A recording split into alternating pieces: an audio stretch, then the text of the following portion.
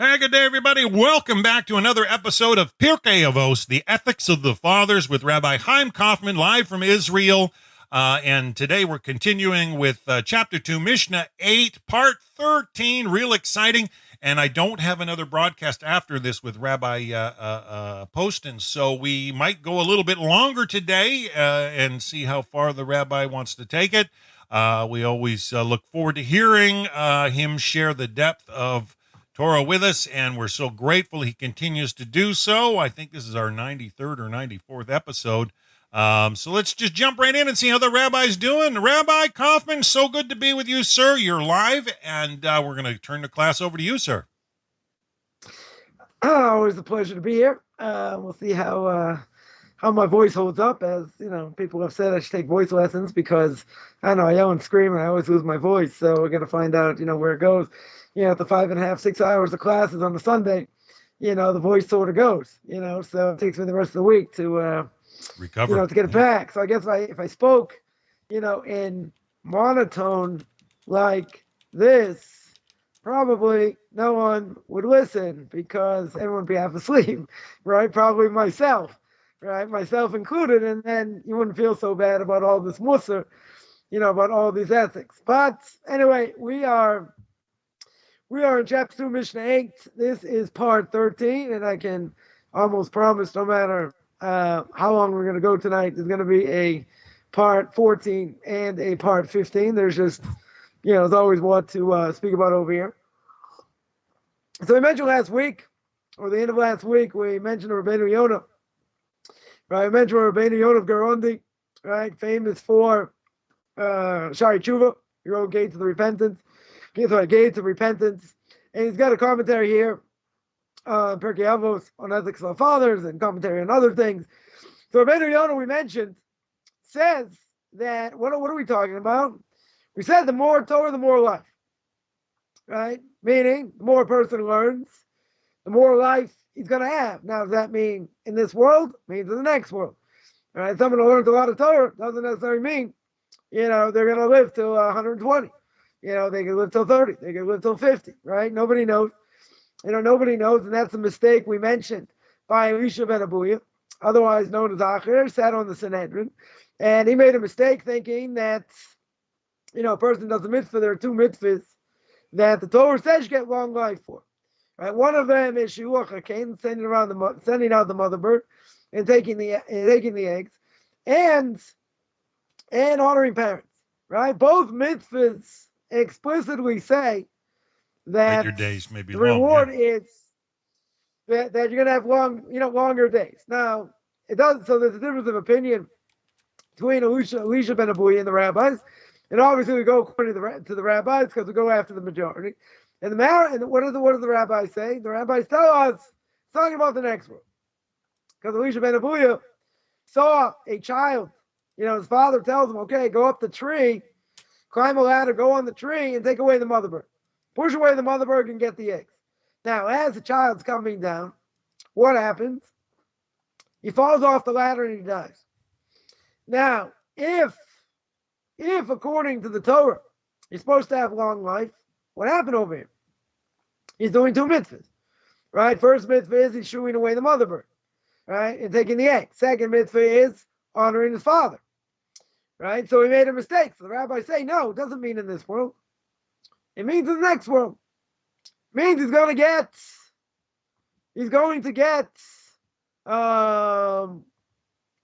reward, right, in the next world. So what does that mean? So it doesn't mean he's going to live, 150 years or whatever. It doesn't mean that. But Elisha ben Abuya made a mistake, right? He made a mistake. So the Ben Ish Chai, just while I'm on this, Ben Ish Chai, the great rabbi of Baghdad, more than 100 years ago, in his commentary on these type of Gemaras, which we'll call Agadita, right? That's what they're called, more homiletic stories, says, he explains like it's either Kabbalah or it's either a simple explanation, right? So it's either you get it or, it's Kabbalah. So what does he say? On that Gemara, at the end of the tractate, Chulin, so he says like this. He says that a person themselves, when they see this, right? When they see this, what happened? First of all, he didn't get a chance to take the mother bird. Sorry, he didn't get a chance to take the eggs. He didn't fulfill the mitzvah. Right? He didn't fulfill the mitzvah over here because he fell off the ladder.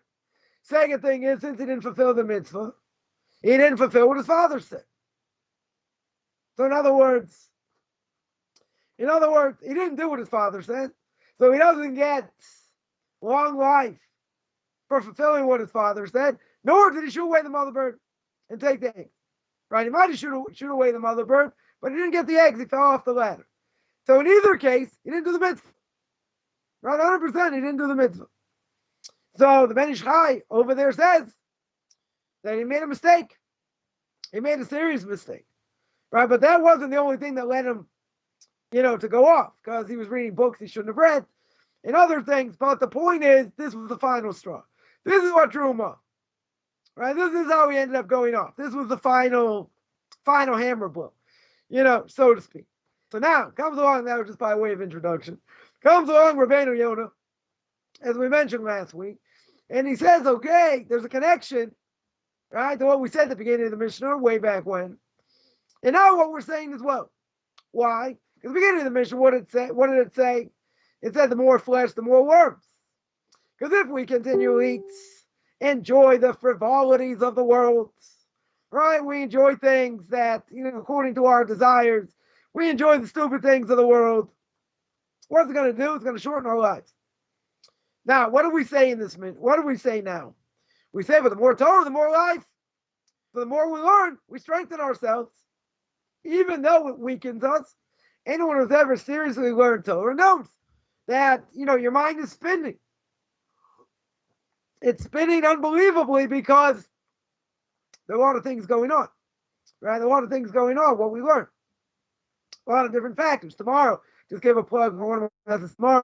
We're going to hit the book of Leviticus chapter 16, verse 1. This will be part 3, just on one verse. So that means I've already gone for more than 4 hours on one verse, and I guarantee we're not going to finish it tomorrow. Right? But the point is, I'm going to go through an Or Chaim HaKadosh, which one of the great commentators more than 100 years ago. So he's got a very deep commentary on what exactly the sin is of Nadav and Avihu. Right? That the two sons of Aaron died. So I only got through not even a quarter last week. So we're going to continue with that this week. But there are a lot of different things going on. I mean, we'll just give an example. What does the Torah tell me? The Torah tells me in the book of Leviticus chapter 10. Beginning of chapter 10, what does the Torah say?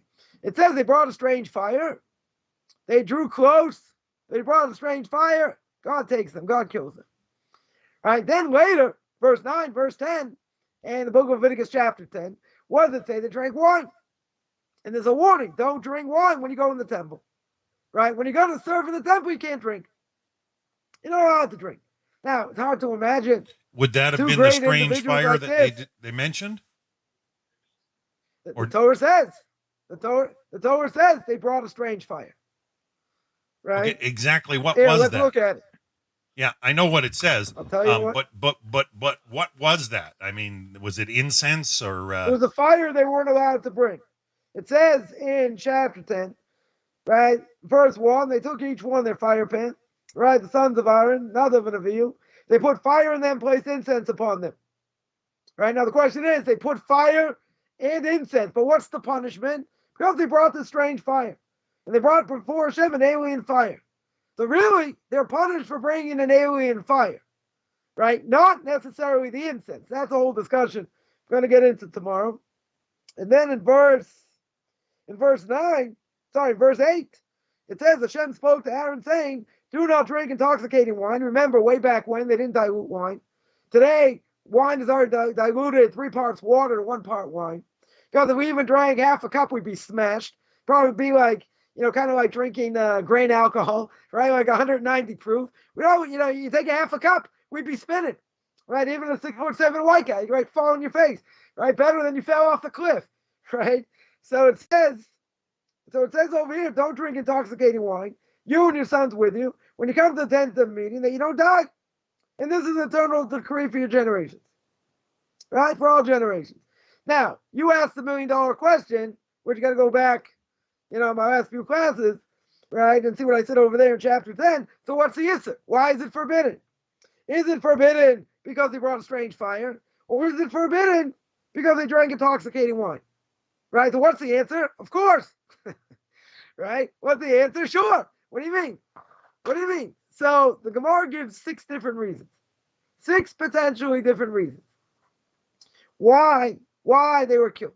Right? Without going into all that, because then, I'll be here till 2 in the morning. I'm not staying up till 2 in the morning, right, to do this, things I already spoke about. Right? But the question is, okay, if I look at Leviticus chapter 10, then really, what's the reason? What's the reason? The reason is because they brought a strange fire. Now, they're also commanded, not to drink wine. Now, if you come back to Leviticus chapter 16,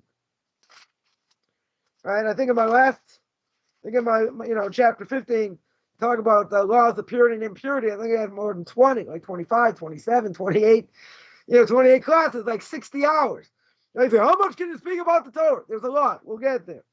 So in chapter 16, right, I'm just using this as an example. Hashem, chapter 16, verse 1. Hashem spoke to Moshe after the death of Aaron's 2 sons, when they approached before Hashem and they died. Right? Verse 2, we haven't got the verse 2, but and Hashem spoke to Moshe saying, speak to Aaron, your brother, don't come at all times in the sanctuary. So what's the reason? First of all, it says after they died, but doesn't tell me anything. Right? That's what a lot of the commentaries ask, which I did the first, 2 weeks ago. It says Hashem spoke to Moshe after the death of Aaron's 2 sons, when they approached before Hashem and they died. That's verse 1. That's chapter 16, verse 1. What's the obvious question? It says Hashem spoke to Moshe. What did he say? I don't know what he said, so it doesn't tell me. It just says, then he spoke to Moshe, speak to Aaron, your brother, say this. So maybe it's a run-on, right? If I was an English grammarian, I'd have shot whoever wrote the Bible over here. It's a run-on. Is that the reason? The reason should be because you don't come in all the times you want to come to the ark. Oh, but I got a problem because now I have internal logic. What's my internal logic? Let's go back to Leviticus chapter 10. Leviticus chapter 10 says you brought a strange fire.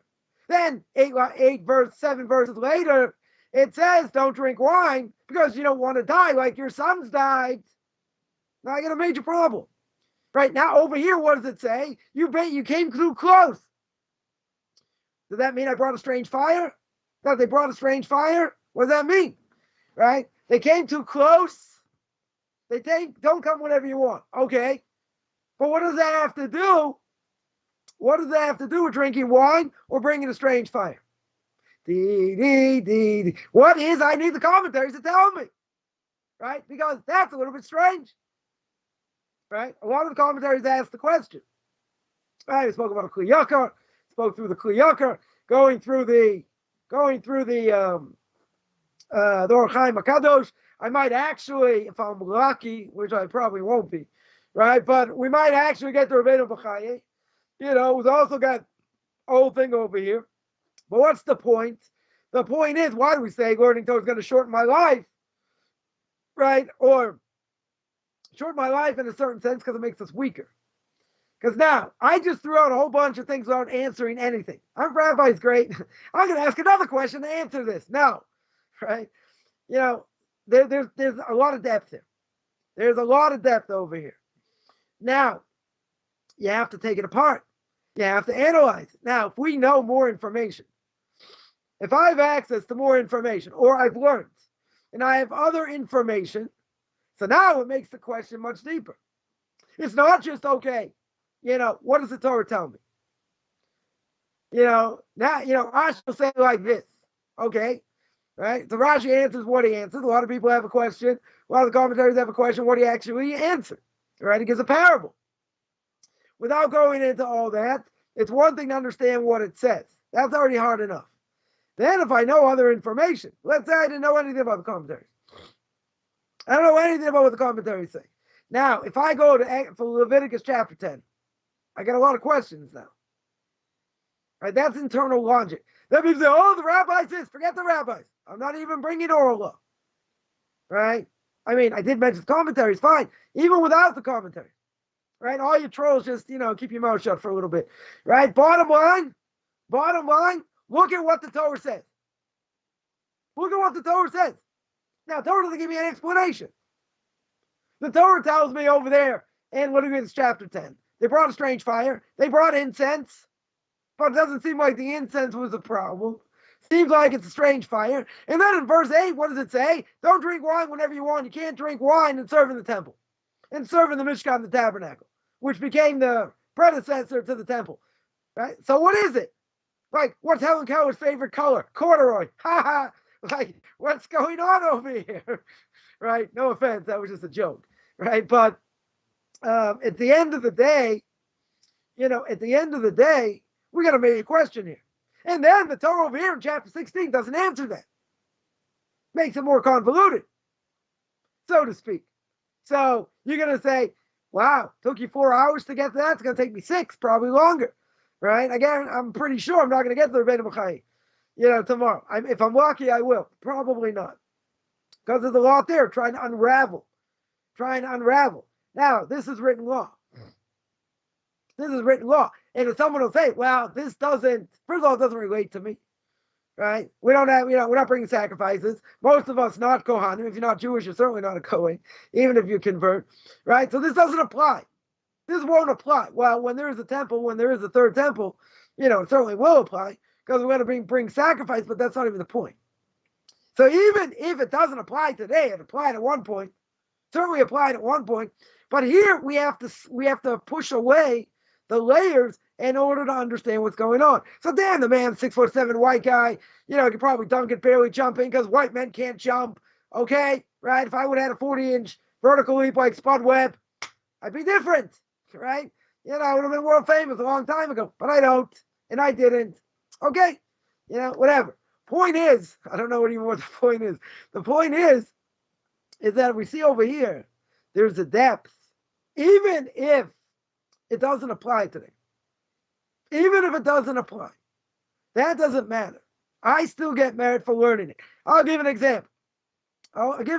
There's a story in the book of Deuteronomy, speaks about the wayward son. Right? The wayward son, what we call the Ben Soyer Moira.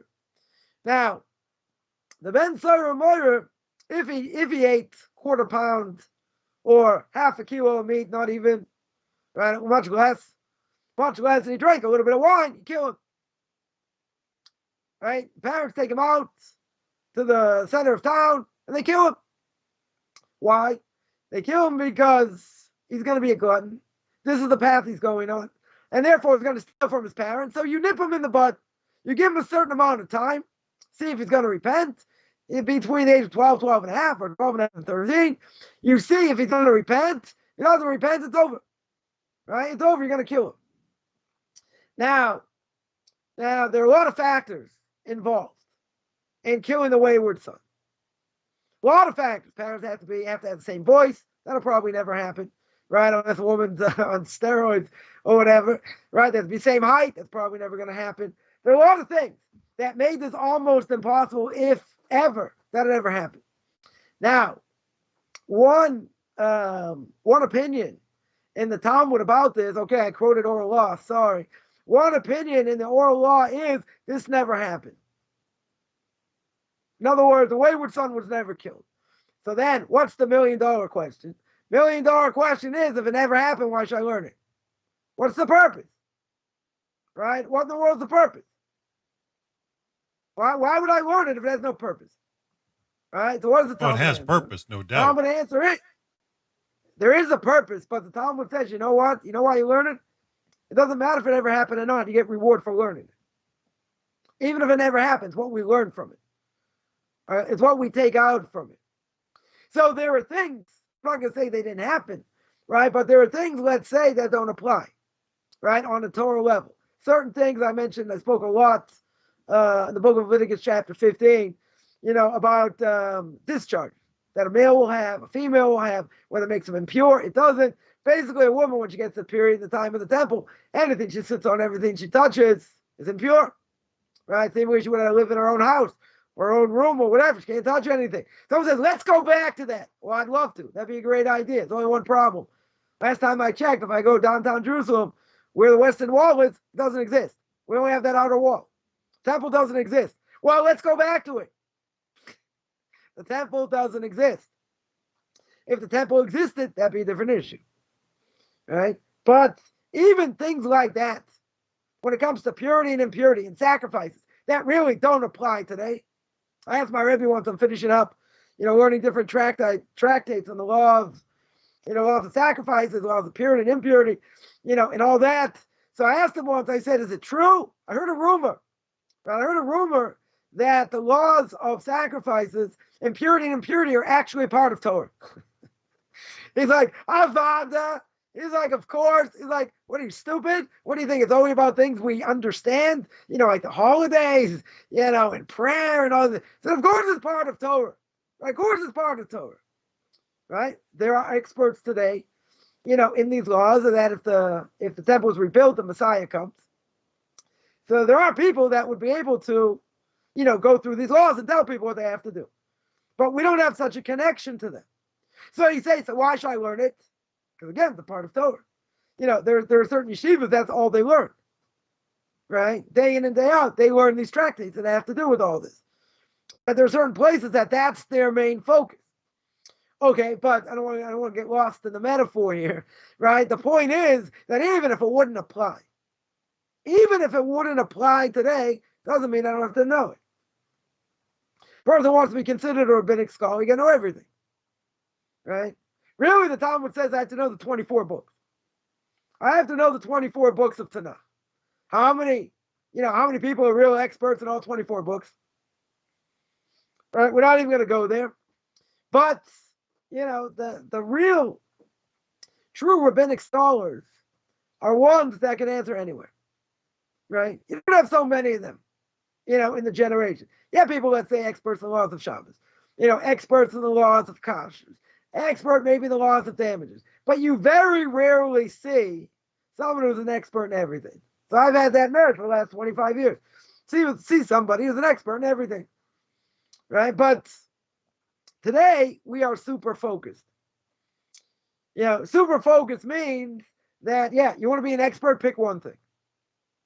Pick one thing. But you also have to learn other things. Right, but when it comes to Torah, you still have to know different aspects of Torah. You can't just focus only on one thing, right? Fine, you want to be an expert in that, that's what General Shmika does, doesn't it? Oh, right. So many years ago, I saw an ad that somebody wanted to train people to be dayanim, to be rabbinic court judges. So it wasn't a catch. What they wanted someone to dedicate 10 years of their life. 10 years of their life, including Fridays, whatever, and they wanted people to be all in. But that means if you're learning, to be a rabbinic court judge, there's a lot you need to know. There's a lot of tractates you need to know, and the laws of damages and all that is tremendous amount to know, right? Especially when it comes to marriage, divorce, huge, no doubt. Other things, right? You'll tell me it takes years. It does take years, right? So when I thought about it, I said, wow, it sounds so interesting, but I don't want to give up 10 years of my life just learning one thing. It's very vast, very, very vast, right? I don't really have, that much regret. Yeah, but that's the only thing you focus on, right? What I saw and why I thought about not doing it is for one very simple reason, is that you need people that are well-versed in Torah all the way around. In other words, you don't have that. You just don't have that. There are people that learn, and without, I don't want to spend all the time on this, but you have people that learn, they finish one tractate, another tractate, but they can't, they don't remember it so well, right? A lot of people, they don't, a lot of people do not learn it according to the Jewish law, meaning they get to the end, and who said what and why and this and that, and what do we do practically, right? That's also important. Other people say, no, you have to really get it down and how to learn and this. Okay, there are different ways to learn. What I was afraid of many years ago was that if I were to stay in a certain place, then I would have learned maybe, a few pages of Talmud a year, maybe, if I was lucky. I could have gone through Jewish law, probably could have passed the exams to be considered a rabbi, et cetera, right? But I don't want to be somebody that, okay, you learn a little bit here, a little bit there. You have a certain level of knowledge. There are people that have a certain level of knowledge, and then they think they know everything. They think they know everything. And they, if it's something that's obvious, okay, something they could look up, something they could look up, get an answer, okay. But the serious problem, and I've seen this over the last few weeks, and even more because there's certain things that have come out, in the last number of weeks, as we mentioned, which I don't want to get into either because I've already hammered it ad nauseum, and that is you had a non-Orthodox rabbi who invited a missionary come speak in the synagogue, right? Which has been spoken about not just by me, by other people. And someone just sent me a clip, about a few sound bites of what this rabbi said and what this missionary said. Personally, I just want to sit there and vomit. Why in the world the person thinks it's permissible? What's the person thinking that you allow a missionary to come and be a motivational speaker? And why, it's such a great thing that this missionary is learning Torah with an Orthodox rabbi? Why are we even giving this person a soapbox? Why? But, that's not the purpose. That's not the purpose for now. But what question is, we see certain things and you can't just sit back. You can't just sit back, over here, and just say, well, let someone else fight it. But we also have to make a protest over here. Otherwise, seemingly we agree. We've spoken about that many times before. But somebody like this rabbi's got his own rabbinical court, converts people. If he told me right now in Israel it's 9:27 p.m., I check 4, 5, 8 different clocks before I believe what he says. I don't care where he learned, right? Where's his Das Torah? Where are his rabbinical authorities that he goes to? You know what? I don't think he has. How do I know that he doesn't have? Because no one worth their right mind. No one in their right mind is going to say this is a good thing. Unless you're somebody that has no clout, right?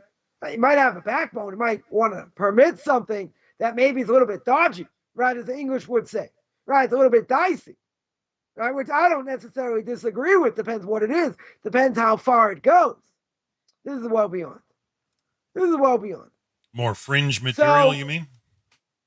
It's more than fringe material. Oh, it's beyond the bubble. It's turning the Torah. It's beyond the bubble. It's turning the Torah into a pretzel. In other words, it's opening up a Pandora's box and never should be open. But that's not even the point, because great rabbinical authorities of the last generation, stretched Moshe out of shape. Feinstein, Rav Aaron Kotler, blessed memory, Rav Yaakov Kamenetsky, all said this all forbidden, right? Interfaith type of things, they're all forbidden. Everyone holds it's forbidden. Oh, but you want to stretch the limits because you think you got rabbinic authorities just as great as them? No, I don't think so. I don't think so. But this person's looked up to. This person's on the face of Jewish magazines, right? I said I'm not getting into this, but it bothers me. It bothers me because there are fakes out there that people look up to, right, etc. And I wouldn't trust this guy as far as I could throw him in anything. If he told me the Patriots are going to beat the Bills today and I'm a big Pats fan, I'm still not going to believe him. Still not going to listen to him, right? There's a problem, right? And the problem is people with a certain level of knowledge. I don't think this guy's got encyclopedic knowledge. I don't think he's a genius of the generation, right? I definitely don't think that. Can he make a good sermon? Probably. Can he put 2 and 2 together and quote different sources? Probably. Right? Does he know a heck of a lot more than me? Maybe he does. Maybe 100% he does. But he's off the spectrum. He's way off the spectrum. No one should take him seriously. Nobody. But you do something like this. That's why my rabbi stopped me when I was in my late 20s. When I wanted to go start a community and whatever. He said, listen, if you have parnos, if you have you're making a living and you're learning very well. One of the Torah giants told me, he said, basically, you shouldn't be like one of these rabbis goes out after a couple of years. You're going to shortchange your growth. You're going to shortchange your spiritual growth. And he was right. He was 100% right. He didn't tell me years later it's going to be such, it's for sure true. He just didn't tell me years later when I had a full resume it was going to be hard to find a job. That he didn't tell me. But okay. That's a different issue, right? But 100%, the more knowledge, the more depth, there's no comparison to someone who's wet behind the ears. Doesn't mean they don't have knowledge. They can certainly have knowledge, right? I've come across people doing Jewish outreach thinking, it's permissible to do anything for the sake of Jewish outreach. But they didn't even know there were basic That's questions. unpolished. And I asked somebody, when I was in Chile, how could you do this and do this? This is a real problem. He didn't even know it was a problem. I have nothing personally against this person. He didn't even know it's a problem. So there are going to be different levels among rabbinic authorities, right? Some are going to be cream of the crop. Others will be somewhere in the middle. Some may be experts in certain things and not experts in other things, okay? Right? But what's the common denominator? Common denominator is you have to have fear of heaven. You have to have fear of heaven. Now, if you have big shoulders. Definitive, yeah. You have big shoulders like my Rebbe, he's not going to be afraid to say anything. Why? Because he spoke and learned from the best of the last generation. According to everybody. Nobody like him in this generation anymore. He saw Rabbi Chaim Wasserman, Shem Yikam Damo, Rav Eli Lopian, Rav Dessler, the Brisker Rav. He saw the Stipler going. He saw the Rebbes. It's a who's who of who he came in contact with. So he's got broad shoulders, tremendously broad shoulders. Can anyone hold a candle to him today? No. Nobody. Rav Chaim Kanievsky, he should be well. Someone asked him, who's the Poisei Gadol? Who's the one you're going to go to now? You have a question. Who is the greatest rabbi in Jewish law today? Mention my Rebbe's name. But he learned by everybody else. But he's got tremendous amount of fear of heaven. I spoke about this last week, one of my Q&As, about how to get more fear of heaven, right? Somebody like this, who does something and flies in the face of everything, and says, I'm my own rabbi, I can do that. I don't have a problem. Someone else who was converting people only according to him. In other words, it wasn't accepted by anybody else, not the chief rabbi, not anybody. And these people now ran into problems, wanted to come back to Israel. They came to me. I said, I can't help you. You have to go to the one who trained you. But someone who says, what? I'm not capable? You don't think I know what I'm doing? I'm the chief rabbi of the city. So what do I care? What do I care to the chief rabbi? You can be chief rabbi of Moscow, chief rabbi of, whatever. If it's not accepted by other people and it's only accepted by you, that's a red flag. That's a red flag. And there was no problem in the Noahide movement, with this Ger movement, with this moron saying that, it's my way or the highway. And anyone who doesn't go like me, right, you don't know how to learn. Really? Rabbi Singer doesn't know how to learn.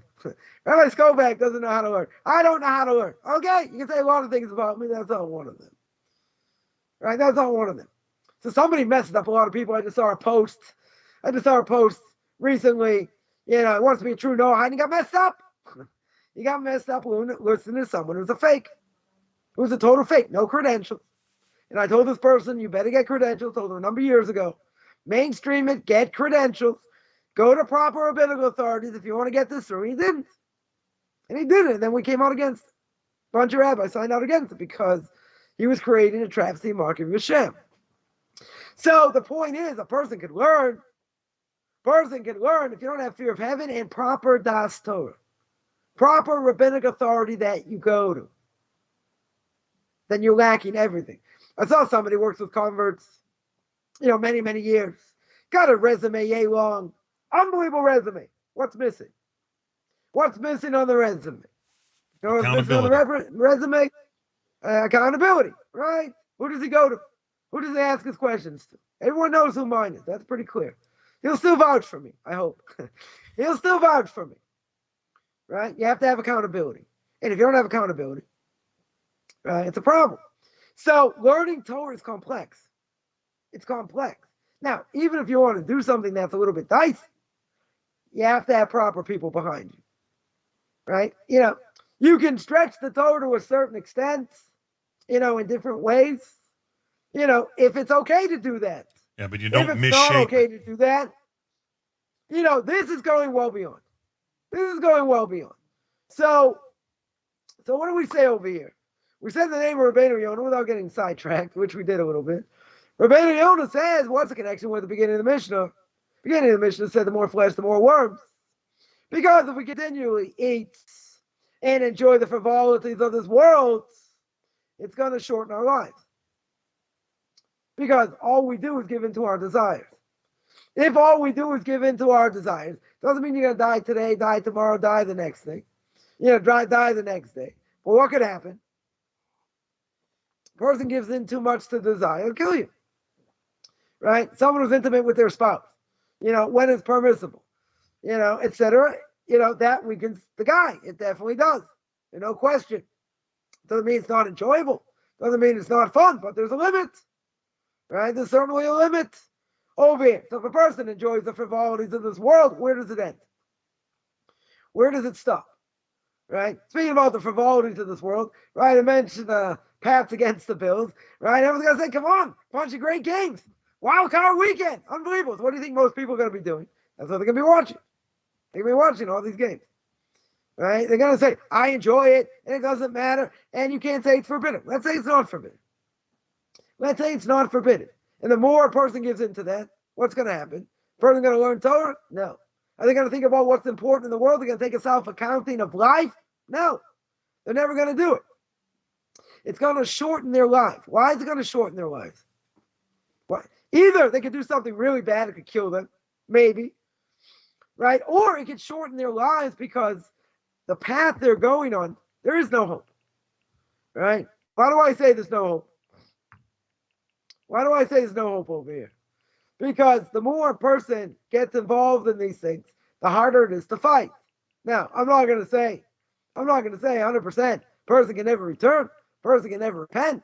There is, everyone has that ability, right? That's no question. But if you continually do this, and you keep putting garbage on top of garbage on top of garbage on your soul, Jew or non-Jew, how are you going to climb out of that? You're stuck. It's kind of like you're in a vice, right? You get stuck in a vice. Your hand gets stuck in a vice. Your arm gets stuck in a vice, right? And your other hand, you can't get to it. Unless someone helps you, you don't get out of the vice. It's not like the vice is going to say, okay, I'm going to let you go. I'm just kidding. The vice ain't going to let you go. There's no one to talk to. Right? Snag. So we totally need snag. Torah. We need rabbinic authorities that we ourselves go to. Right? We have to know our place. And when we don't know something, we go to a higher authority. Or we go to other people that can help us. But if not, we're stuck. Right? We're stuck. Now comes Torah. The more Torah we learn, the more it strengthens ourselves. That's going to prolong our lives. Now we're going to have to explain this a little bit further. Right? We'll get there. Right? But the idea is that the more I learn, the more it puts me on the right path. In other words, I continue to learn, I'm going to the right path. What's that going to do? That's going to, we're going to see one day, I don't know, maybe show 247 and a half, right? We're going to see that the Mishna Pirkei Avos says, Mishna goreres mitzvah, Avera goreres Avera. Person does the mitzvah, he wants to do more mitzvahs. We'll put him on the path to do more mitzvahs. If he transgresses, which path is he going to go down? He's going to go down that same path. You're going to say, but isn't there a balance? Right, I get this all the time. Doesn't God know we make mistakes? Yeah, he does. But see, why would you feed your evil inclination? Right? Little shop of horrors. Seymour, feed me. Feed me. Right? What do? You keep feeding it, and it grows, and it grows, and it grows. So, for a Jew, we'll make it easy. For a Jew who's eaten shrimp and garbage his whole life, which makes the heart dull, doesn't affect a non-Jew. Spoken about this before. It dulls the heart. You know what that means? That means they're apathetic. So when it comes to Torah mitzvahs, they'll tell me or anybody, doesn't matter, you can prove it, I'm not changing, I'm not interested. Oh, but what happened to being open-minded? I'm not listening to you. I'm not going to listen to any of these videos. Right? It doesn't really matter. Right? But you're claiming to be open-minded. You have to at least look at information. I don't have to look at anything. Right? Now, why would a person say that? Because if they look at the truth, they find out it's true, they may have to change. But why, but somebody like that, whose most important question in their lives may be, do I put ketchup or mustard on my hot dog? Right? They're apathetic. It's like trying to start a Humvee with a 9-volt. No, it's never going to happen. You need like a nuclear bomb to go off, and even then that won't happen. So Rabbi brought down this week's parsha. He said, someone came to the brisker roof. Rabbi Israel Zev Soloveitchik, blessed memory, someone from America. came to Israel, and he said, one way we could answer up American Jews, are going off left and right, marrying non-Jews, etc. How can we fix them? How can we help them? Let's say better. How can we help them? We can help them in one very simple way. If God would reveal himself and show an open miracle, they would change. Right? That's what they posed to the Brisker Rav. Says the Brisker Rav of blessed memory, that'll never happen. You know why? Because even if God showed them an open miracle, they're so steeped in garbage and desire, they can't see the miracle. In no possible way they can see the miracle, because they're steeped in garbage. If they're willing to look at truth, that's a different issue. So I remember a cousin of my wife's, secular Jew, many years ago, after the Gulf War, right? I said, what are the odds 39 Scud missiles coming from Baghdad hit open areas in Israel? Either he told me he got the stupidest Arab in the world, doesn't know how to shoot a missile. These things were extremely accurate. You want to tell me 39 hit an empty area? You tell me 1, they got lucky. 2, they got lucky. 3rd, 4th, 5th, they don't hit anything. Not a building. The odds. Not a compound. farm. Not anything. Not a light post. Nothing. Just open areas. The odds are about 0. This person takes off his watch, right? He's got a calculator, starts pushing buttons. I was like, what if the odds are 1 in a billion, right? If I knew that, I would be very rich today. If you were to tell me the odds of 39 missiles hitting open areas, I would bet at least one of them is going to hit something, right? It's going to hit a house, a restaurant, a car, something. It's going to hit something. I would even venture to guess, if there are 39, probably at least 10%, or even 15%, probably higher, probably much higher. But I'm going to be conservative, right? I'm going to be conservative here. The odds of that are about 0. So what does this person say? It could happen. It could happen. Why? Because the Brisker Rav said, if you're steeped in desire, whatever that desire is, you're never going to see the truth. Yeah, that's bias starts to affect. It's never going to change you, even if God would reveal himself right now. He says it's not going to happen. He says it's not going to happen. Now, the Torah is going to extend and prolong our lives, says Rabbeinu Yonah. Let's look at the next part of the Mishnah. The more possessions, the more worries. Right? It's also going to correspond to that. Why? Because if a person worries how much they're going to keep their money, they're always going to watch their money, make sure they have it, and it's not going to disappear. It's also going to shorten your life. Why is it going to shorten your life? Because you're going to be paranoid. You're also going to be paranoid because you don't want to see the money go. Forget the next generation. You want it for yourself. You don't want to see it go. So what are you worried about, which probably causes stress, probably could cause you to have a heart attack as well. And a person's worried day in and day out. How am I going to keep this money? How am I going to invest it properly? How this, how that? And they're going to be worried.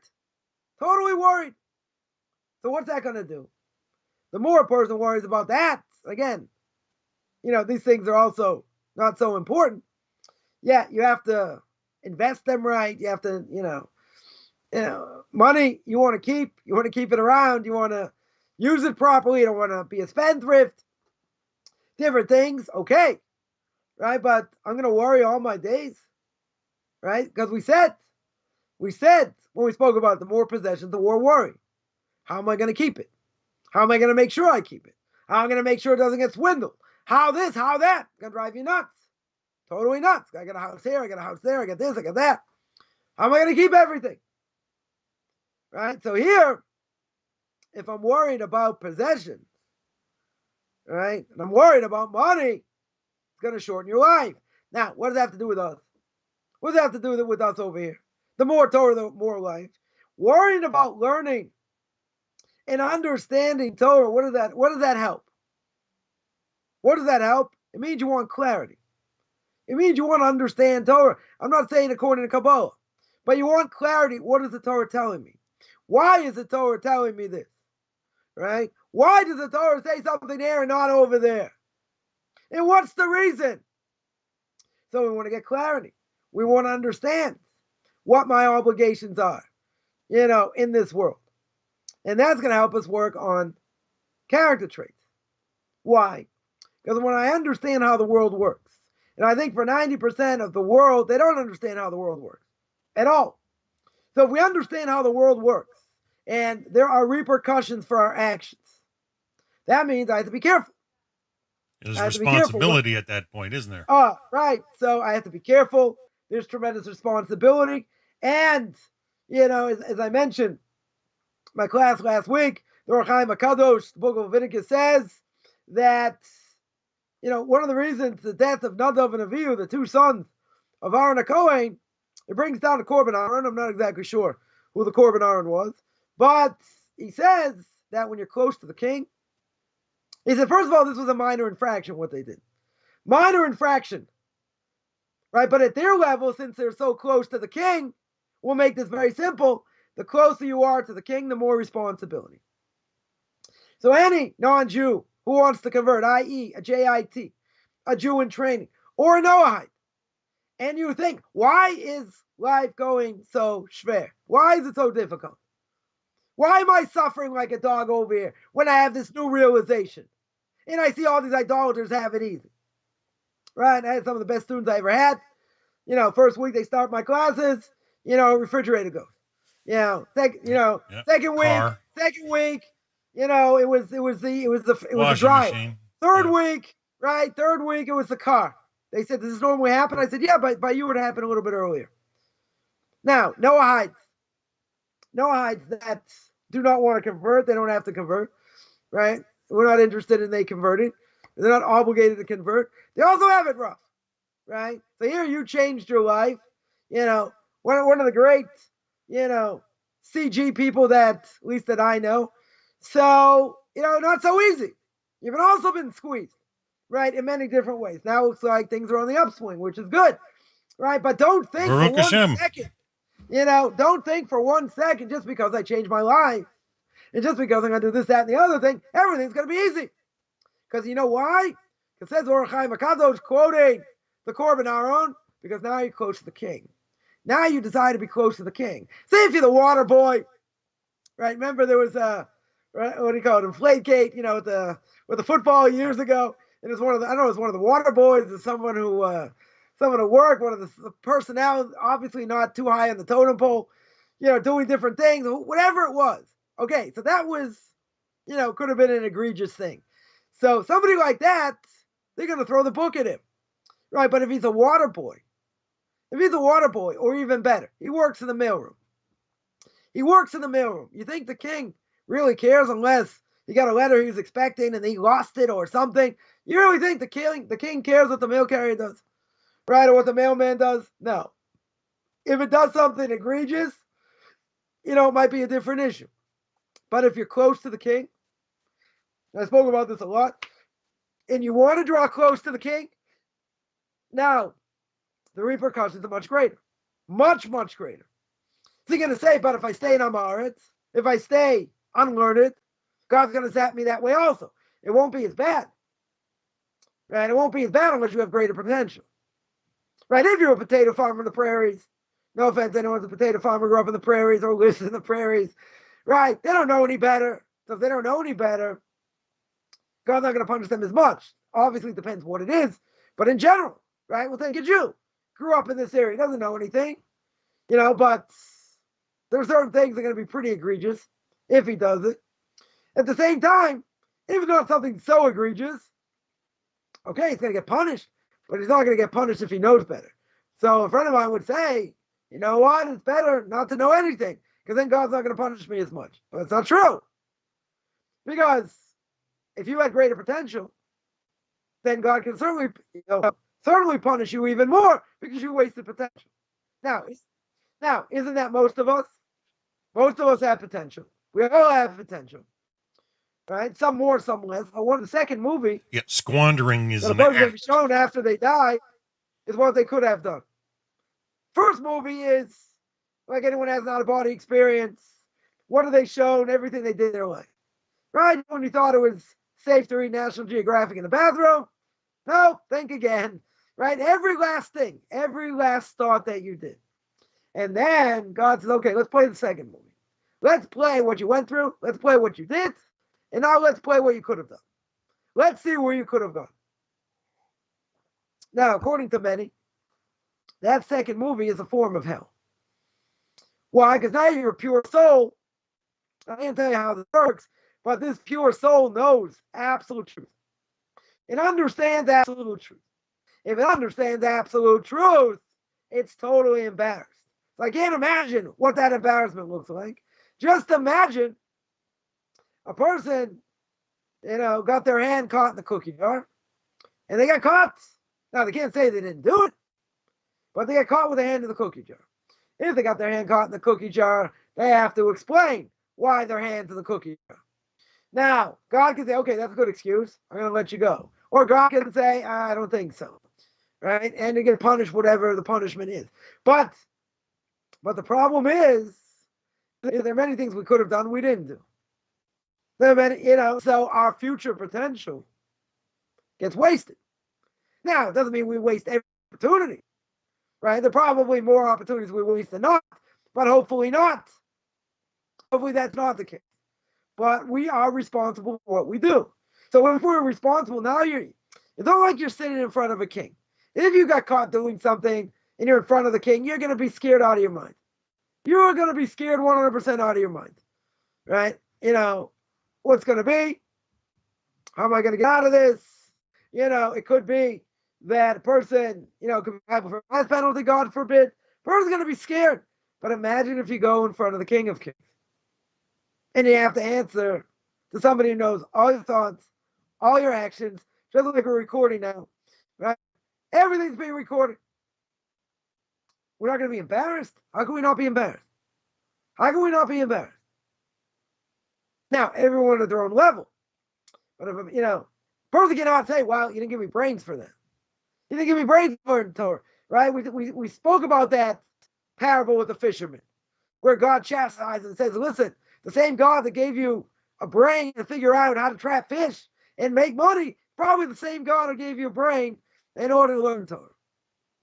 Problem is we get sidetracked, right? We get sidetracked over here. Wild card weekend! We get sidetracked. It's a lot of fun, right? It's enjoyable.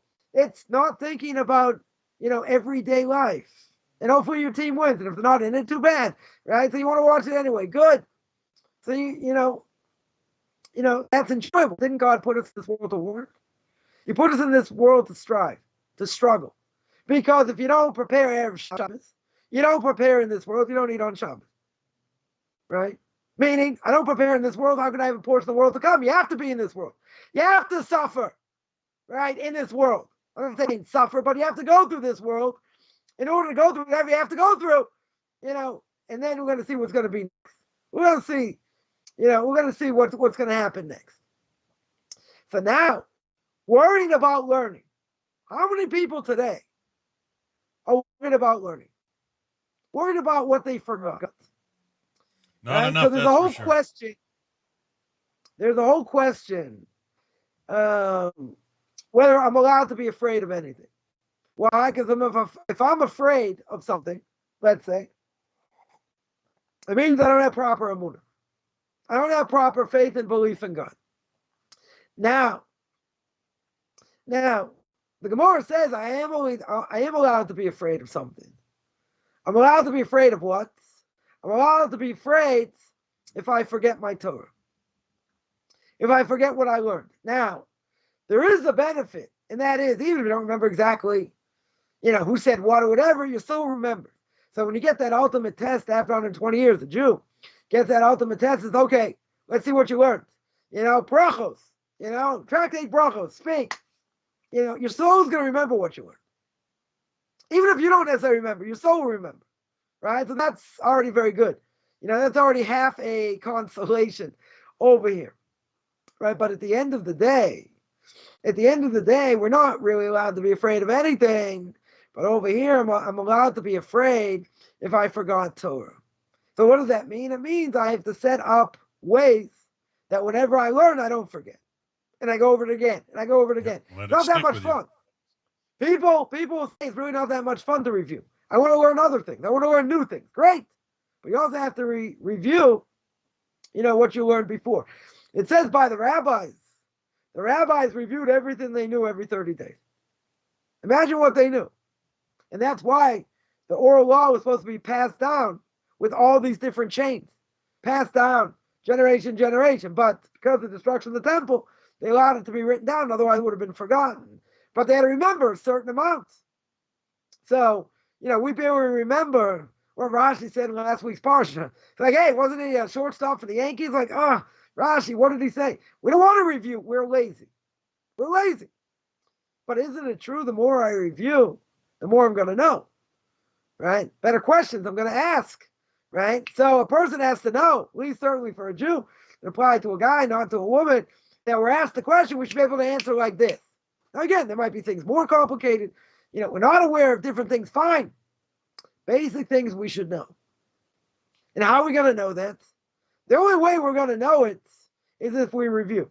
Now, there are many times I've said things which, I don't remember what part of my brain or soul, brings this up, because that's, a speaker to others has tremendous amount of heavenly help. I remember Azor Sameach, and they want to give me a, just like an audition, to see, about giving classes there, whatever. So I spoke about a certain topic, and then all of a sudden in the middle I was speaking, and I spoke for like 20 minutes, half an hour, and I just started quoting things. I quoted a Gemara here, Gemara there, this, that. Where did it come from? It came from my soul. It wasn't like I was thinking about this before, but it came out. It came out. That's heavenly help a speaker has, in general. But we don't want to review. So some people will say, how do you remember things from, about this topic, about that topic? Person has to remember. Well, you don't remember because I never told this. I probably have, at one point. I remember when I used to learn, one of the places I used to learn, full day, I had to walk like, 15 minutes. It was like 15 minutes each direction. 15, 20 minutes, depending each direction. How do most people know me? With a Walkman, right? I still have a few at home, still working through these tapes, making them to MP3s. But I listened to hundreds of tapes, thousands of tapes, different topics, similar topics, how different rabbis answer different things, right? So, it's always good to do a review. I don't think there's any question or remember, everything, whatever. But, that's how people. It's good to review, for sure. That's how people remember. They remember me. It's like, oh yeah, I remember those headphones and, whatever. So now, okay, so I walk around with an MP3. Now I might be half asleep most of the time listening to it, but usually I catch most of it. Whatever it is. But that's how we grow. Someone once asked me, oh, all these tapes you're doing, they're yours? I go, yeah, some of them. Majority are not. Right? I had 1,000 tapes, 1,500 tapes. I lost some in the fire, but, in general, so I'm still, working through another half a box or more, finish this box up, hopefully, sometime in the future. But at the end of the day, I've listened to so many different people that, on similar topics, that it's not like we're reinventing the wheel here. Right now, you can say, "Oh, that's so boring." People have different perspectives. The topics. I think they're interesting topics in a lot of ways. But the point is, review. You remember. But you have to constantly review. But people don't like to do it. You know why they don't like to do it? Because they're lazy. Because they want to learn things that are new, unless it's something totally confusing. I gave a class a couple weeks ago, something along the kashrus. Extremely confusing. There's no possible way someone got it the first shot. Unless they heard it before and they understand the concept or whatever. It's confusing. So why did I give such a class? So not because I wanted people to understand what questions possibly come up in the kitchen. Person, let's say that a meat pot used within 24 hours. They're cooking spaghetti, right? Meatballs. And they're stirring it while it's piping hot with a milk spoon. Now, there's a whole question over here. What's the status of the spoon? What's the status of the fork? What's the status of the food? What's the status of the pot?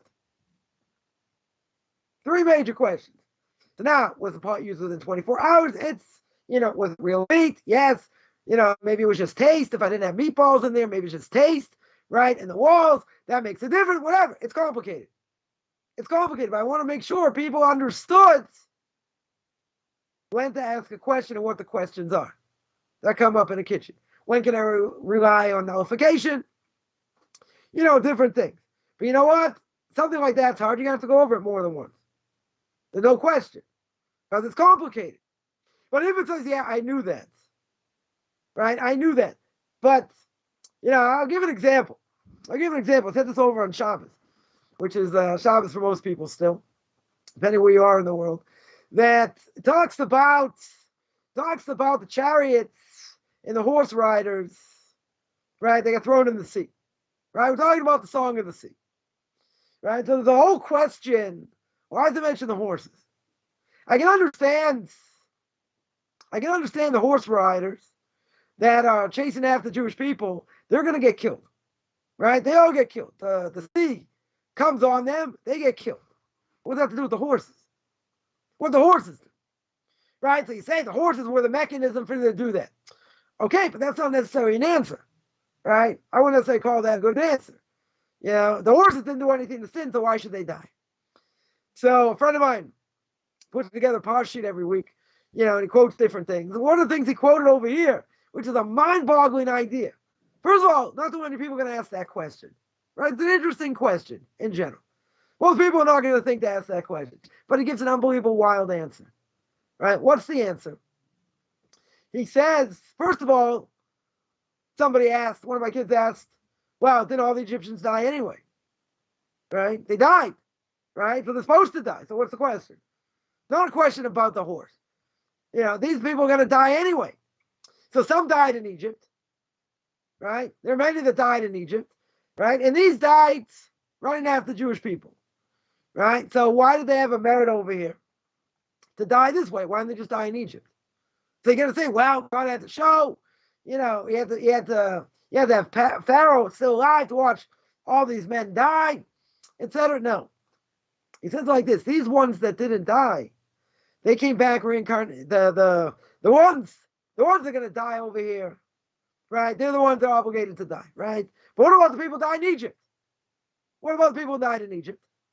So he says like this, that the horses were reincarnated souls of those Egyptians that died in Egypt, right? So why were they reincarnated souls in the horse? They reincarnated souls in the horse, so they too should feel it. Everybody, all of Egypt should feel it.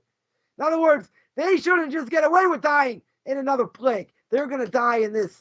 They're going to die by crossing the sea, right? By running after the Jews. But you're going to say they died before. So what did God do? He took their souls, a wild idea. He took their souls, put them in the horses.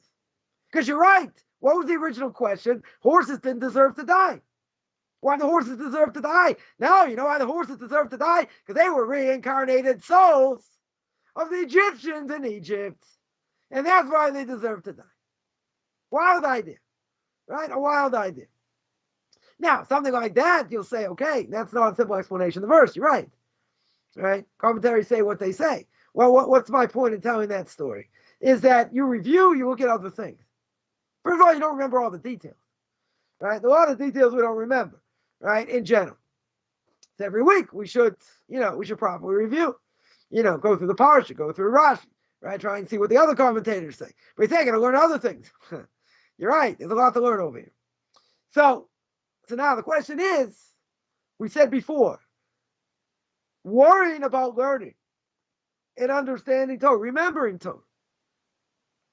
We worry about a lot of different things, right? We worry about parnasa, livelihood. We worry about getting sick, right? The whole world is sick with the flu, with corona or both. It's crazy. It's crazy what's going on. Every other person, every person and a half is sick. It's unbelievable. I was chatting to right? It's unbelievable. So people worried about that. They don't want to get sick.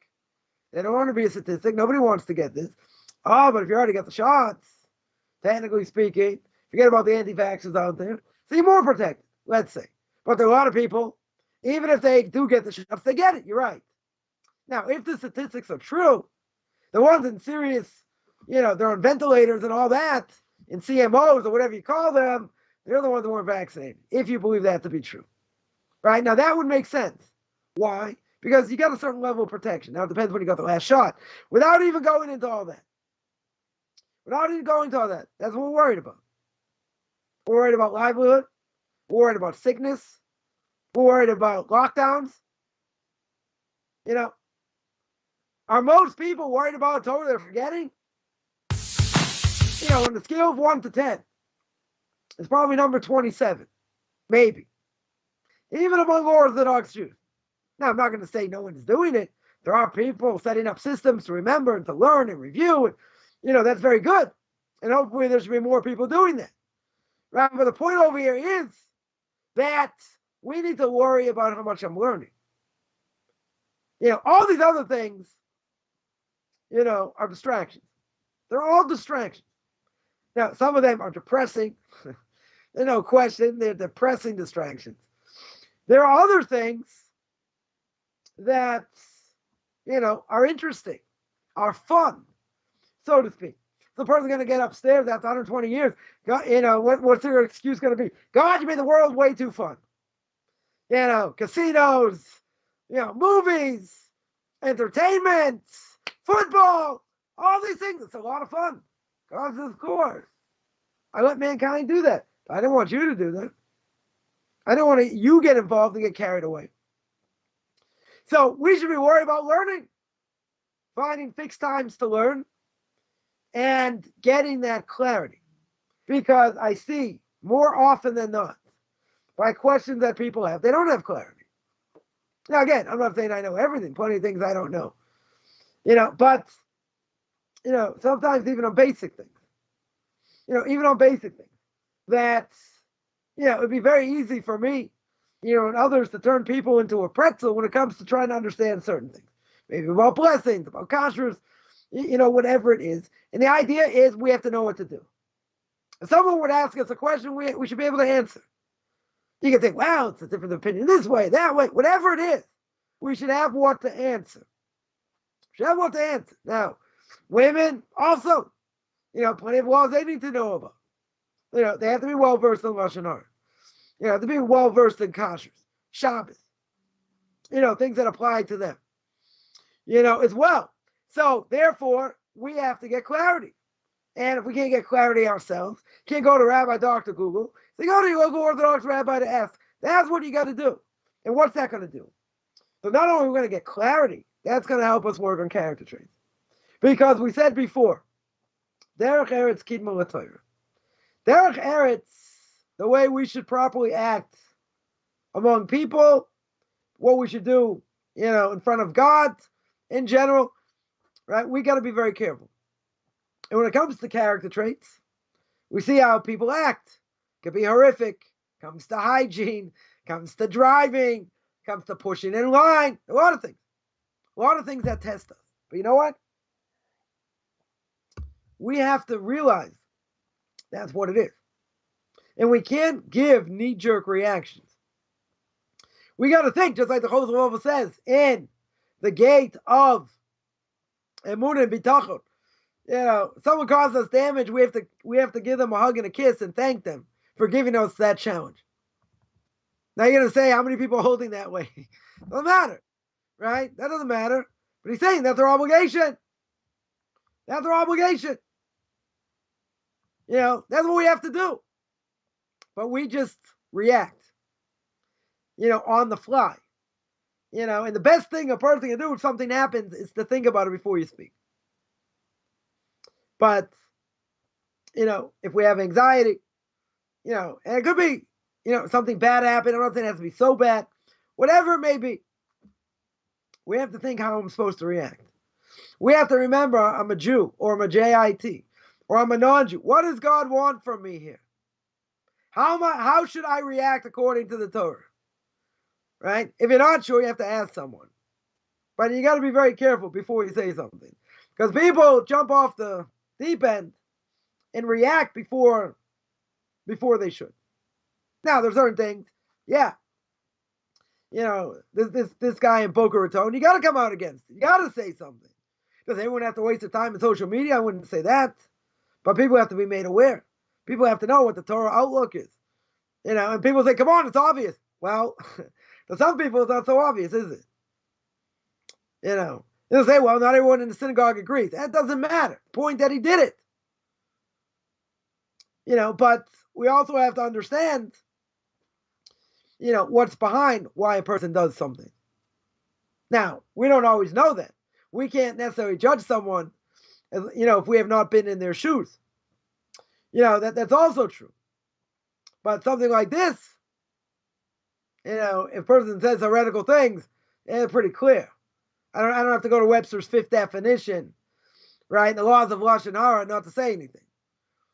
Right? People say, oh, it's Lashon Hara. No, it's not. The person's a heretic. I can say whatever I want. Whatever I want. Even if there's no benefit, I can say whatever I want. Right? Because these people should be, God will take care of them. No problem. God certainly will take care of them. People have to understand the severity. Right? Now, I would say, there's overkill also. You're going to speak about it every 30 seconds, okay. At the same time, people have to understand what the issue is. Right? Totally what the issue is. So, if we're getting clarity in Jewish law, and I understand what I'm supposed to do, and I see the bigger picture, that changes who we are. Because 95% of the world today does not see the bigger picture. They don't understand the bigger picture. And even if we, little people, understand the bigger picture, how much does that have an effect on us? Why don't we do X, Y, and Z? You're going to say, it's evil inclination, Mr. S, angel of death, whatever you want to call him. He's very good at what he does. You're right. He doesn't need me to agree. But see, we have to have self-discipline. Right? We have to do what God says, even if it's unpopular. Even if people don't like you and say, well, I don't want to offend someone. What do we care about offending someone? Bottom line, is the Torah true or it's not true? If it's fantasy, then you're right. Everyone's got a right to their own opinion. If it's a written word of God, and we have to keep it, and the world has to keep Torah, i.e. non-Jews also, whatever applies to them. So they also have an obligation. We also have an obligation over here. So you're going to say it's not so easy. I didn't say it was. Right? But at the end of the day, as we say in Boston, can't be a wuss. Right? You cannot be, you can't be a wimp over here just because we live in a cream puff generation. Right? Or a Teflon generation. There are times you got to come out against, you got to say what the Torah says. Even if people are going to make fun of you. Right? Even if it's family members. I think, like Christians will say, you're going to find hell forever, whatever, okay? You want to look at information? No. Okay. I'll take my chances. And it could get heated, so a person has to realize, is it worthwhile having such a conversation? Is it worthwhile speaking to such people? They may be family members, so what? Right? Don't people say, mentioned many times, don't people say blood is thicker than water?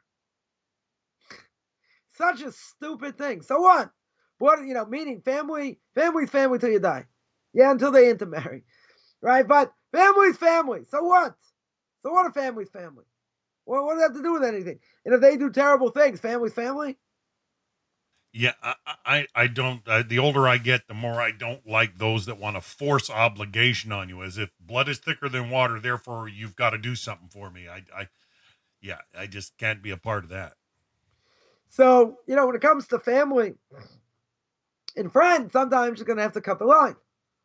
Right? In other words, I had someone tell me, which is kind of stupid also, they'll say, okay, get off your soapbox. We can agree to disagree. You're not telling me anything. You're not arguing. You're not debating. You're not looking at information. You're right. I have no interest. Okay, just admit it. So that doesn't mean what I say isn't true. But you're just saying, I don't have to look at it.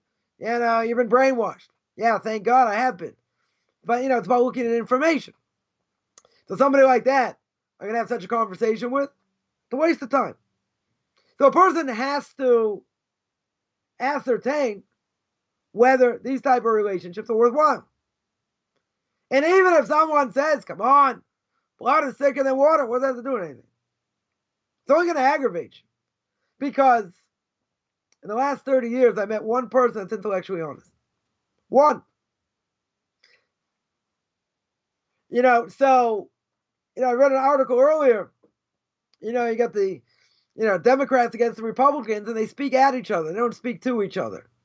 Because the Democrats, they have their own agenda. They have their own agenda, and what they say goes. In other words, they're not even interested in dialogue. A lot of them. They're not, they have their opinion, that's it. So that's not a dialogue. That's not hearing what the other person has to say. And there are many times people talk and they go like this. They talk at each other and not to each other. That's what they do. That's it. So again, something like that. They'll say, but you have to respect my opinion. Okay, let's have a discussion. See, what's the problem? We as Orthodox Jews get slammed all over the place because someone watched the movie Yentl. If anyone remembers, with Barbara Streisand. Right? A woman who dresses up as a guy to learn in yeshiva. Not the greatest message for Torah. But what's the worst movie ever created? Fiddler on the Roof. And you ask any secular Jew, they ever seen Fiddler on the Roof? Everybody's seen it.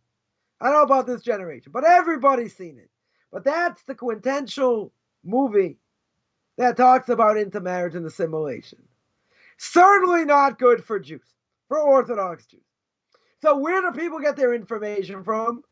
Either from Hollywood, which is bad, because a lot of times when they do research, they don't fact check. They don't fact check. They do it in a sloppy way. Right? So in other words, they give over information that's not accurate. Or other people that have sour grapes that, grew up in the Orthodox community, and, and they went off and they have an axe to grind. And then they go out in such a negative way. One second. And people say, like someone asked me, what do you think about this? I said, I don't even have to see it. I already know what it's about. I said, but there are plenty of Orthodox Jews that disagree. And plenty of Orthodox Jewish women, hundreds, thousands, right, wrote against this. And said what a beautiful thing is to be an Orthodox Jewish woman, blah, blah, blah. So it's sour grapes, right? So I've told people, that, they go on Netflix and other things, and other books. So I said, I don't even have to read it because I know what it's about. And I said, when I entered, when I became religious, and I saw, in a rabbinical court, in the top rabbinical court in the world, right? And I saw what people said and people did. My Rabbi said, it's a good thing you have a connection to me, right? He says, otherwise you see what's going on over here. And these were the frommest of the frum, right? The most religious, big hats, long coats. And they weren't just people walking off the street, right? So he said, it's a good thing you have a connection to me because otherwise what would happen? You'd say, why did I become religious? To see what people do. People steal, people lie, people cheat. Can it happen in the Orthodox world? Yeah. How common is it? It can happen. I'm not going to say it doesn't happen. It's not like rabbinical courts are empty of cases. Someone claiming something against someone else. Okay. They have no choice. They have to go to a rabbinical court, to get money out of this person or whatever the case is. Right? So it definitely exists. Does that mean I throw everything out because people can abuse the system or people do abuse the system? No. But in general, even, there's a whole scandal, last few weeks, about a sexual predator. And, so many people have come out against this person, said can't read his books and this and that, but what are the odds? What are the odds in the ultra-Orthodox community? People do this. Let's say better. Rabbis do this. Against women, against children, whatever it is. You think it's 10%? No, it's not 10%. Is it 3%? Is it 1%? It's very, very small. It's very, very small. Now, does that mean it doesn't happen? I didn't say that. Can you have bad eggs? Yeah. Rabbi got thrown off a basin being a peeping Tom. So, he's got a bad desire. Whatever. Does that mean we're infallible? It doesn't mean that. At the same time, like someone, I was telling someone, in the Orthodox community, how many, ultra-Orthodox community, what's the percentage of people get divorced? Maybe it's 5%, maybe it's 8%. Maybe I'll be generous. Maybe it's 10%, let's say. In the secular Jewish world, in the world at large, what's the percentage? It's over 50%. It's over 60%, I think. And if you live together first, it goes up to like 75%. Right? The Institute of Marriage going right down the toilet. I heard someone say, I don't know how accurate this is, but they claimed it's accurate. 40% of New Yorkers are not married. They live together, not married. Because the Institute of Marriage is under fire. And no question, it makes sense not to get married. Why would you get married? Why would you get married? It's going to end up in divorce, majority of the time. Says Rav Avigdor Miller, one of the Torah giants of the last generation, right, a blessed memory. He said, what's a great way to end a great romance? Get married. So a person lives together. What happened? Why is it such a high percentage if they live together that they get divorced? You know why? Because now you have a piece of paper. Now you get obligations. Not much fun. Right? Now, even your whole common law marriage, we spoke about this, right, with William Hurt. And he wanted to walk out, not give half his money. He gave something, but he didn't give half his money because that staked in a whole common law marriage. Even without getting into all that. Right? So if you're a Noahide, live together, not a problem. You don't have to get married. No obligation whatsoever go in front of a judge or whatever. A Jew, different issue. You don't have to have a secular marriage, right? You have to have a religious ceremony, that's for sure, right? But, a non-Jew doesn't have to do that. But so in our world, works very well. 95% of the time. And it's a beautiful thing to see. It's unbelievable to see. Where I came from, it's pretty unbelievable. So, I got 3 daughters married, one in another less than 2 months. Countdown is on, right? But everyone comes to me. Let's say they're buying me on Shabbos. There are 15 people. I mean, it's kind of loud. So on the 9th day, God created earplugs. It's good. Whatever. Kids screaming, this, that. But you know what? I sit there like a king, People say, "Come on, your girls got married too young. They don't live in this. They're not doing that." Yeah, but what has more value? Husbands that treat them properly, and they're living the life of Torah, what they want, and this, they're growing in that ideal. They're going back, we're reconnecting that chain back to Mount Sinai. Tremendous thing. A relative of mine became a grandparent at the age of 62. First one. And they're lucky if they even become grandparents. Right? So I said, if you want help, how to be a grandparent, I already have 6. So I said, I'll give you some pointers. 62. I know, some friends of my in-laws, they never had grandkids. I know somebody, the kids never got married. Forget having grandkids. All right, one got married, sorry, got divorced. One got divorced, no kids. The other 2 never got married.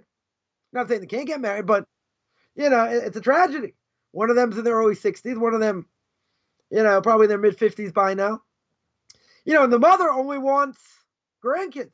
So whenever I came to visit, she would come over. She would come over and just, get so much enjoyment of my kids because she's never going to see that, unfortunately. So wait, you had a question before or a comment? Yeah, you were talking movies like Yentl and Fiddler on the Roof, Right. and I wanted to hear your, especially as a Columbia graduate, I wanted to hear your feedback on Schindler's List. What do you think of that? I didn't see it. You have never saw Schindler's List. I never saw it. I highly recommend you check it out, especially as gentlemen with your background. I will say that, there are documentaries, speaking about the Holocaust and let's say other things that may be worthwhile. I mean, I heard there was a sex scene in there also, which never should have been there, but, okay. But, when it comes to certain things, questions how it's portrayed, and how it's looked at, whatever. But even I'll say like this, even without seeing it, seeing the atrocities. No, I didn't see it, but hearing about the atrocities, right, and what's going on, and what went on, right? So who's going to make a movie? I'll tell you, when I was a kid, growing up, way back when, that there was a series done called The Holocaust. James Woods was in it, and whatever. There was, some highly profiled actors and actresses in it. And, so any Jew, any secular Jew, guarantee they watched it. Now, how accurate was it, in the annals of history? it doesn't really matter, right? I wouldn't say it really matters, only in the sense that it's getting across a message, right? Now the message is, we understand who the Nazis were, right? The Nazis were Amalek, right? Totally cruel, fighting against people who couldn't defend themselves. That's exactly what Amalek is. They don't fight a war one-on-one. Who do they go after? The verse tells us they go after the weak. They go after the ones, in the back, the ones that can't defend themselves, right? So, you had non-Jews during the war saved countless thousands. The Mir Yeshiva was saved by getting all these visas by this Japanese council. Someone who worked for the Japanese council got them all these visas to get them to Shanghai, right, etc. So, yeah, they're a righteous Gentile. I don't think there's question. Schindler, one of them. I don't think there's any question, about that. See, the problem with Hollywood is a certain glorification in certain ways. And, they take liberty. They take liberty with a lot of the facts as well. So to me, that wouldn't even matter. Right? Now, people could disagree with me. That's fine. I wouldn't even care, if some of the things in there aren't true. And they're exaggerated. Because you know why? Because I understand the bigger picture. I understand, even if it's, a little bit exaggerated, didn't exactly happen the way it did. So what? That doesn't take away from the sheer brutality of what happened. Right? So you have 1 in a million that saved Jews. Right? 1 in 10 million. I'm not saying there weren't other people, that were righteous Gentiles risking their lives. And there were not, a lot of people like that. But the vast majority wanted the Jews to die. Not only wanted the Jews to die, but there were people who survived the war miraculously, came back to their homes. Non-Jews took over their homes and said, listen, if you don't get out of here right now, we're going to kill you with our bare hands. We're going to do what Hitler couldn't do. So what do you understand? First of all, you have to understand as well that the Germans were the greatest, had the greatest minds at that time when it came to academia. It wasn't the skinheads of today. So who were the first people that joined the Third Reich? They were the lawyers, doctors, academics. So obviously they understood that eradicating the Jews was a good thing. Hitler, Yamach Shemoy V'Zichroi, may his name be blotted out, may he rot wherever he is. So he's very charismatic, playing everything on the Jews. A lot, his book, Mein Kampf, based on the 95 Theses of Martin Luther, right, the head of the founder of the Protestant movement, rabid anti-Semite, right, nothing to talk about. But regardless, he was able to rally the masses. Now, what I could learn from all this is, there were individuals that risked their lives to save Jews. That's commendable, right? That's totally commendable. At the same time, one thing we realized from this war, from that atrocity, we can never, ever, ever rely on mankind. Ever. Right? There were boats that came to the U.S. They turned them back. These people died. They don't want to get involved in the war. Different things. Whatever. But Jewish blood was ownerless. Right? It was ownerless. Nobody cared. Right? Nobody really cared. They could say they did, whatever. Nobody really cared. Now, if you tell me, this person's life, unbelievable masterpiece. Right? Or this person's life to save Jews, very good.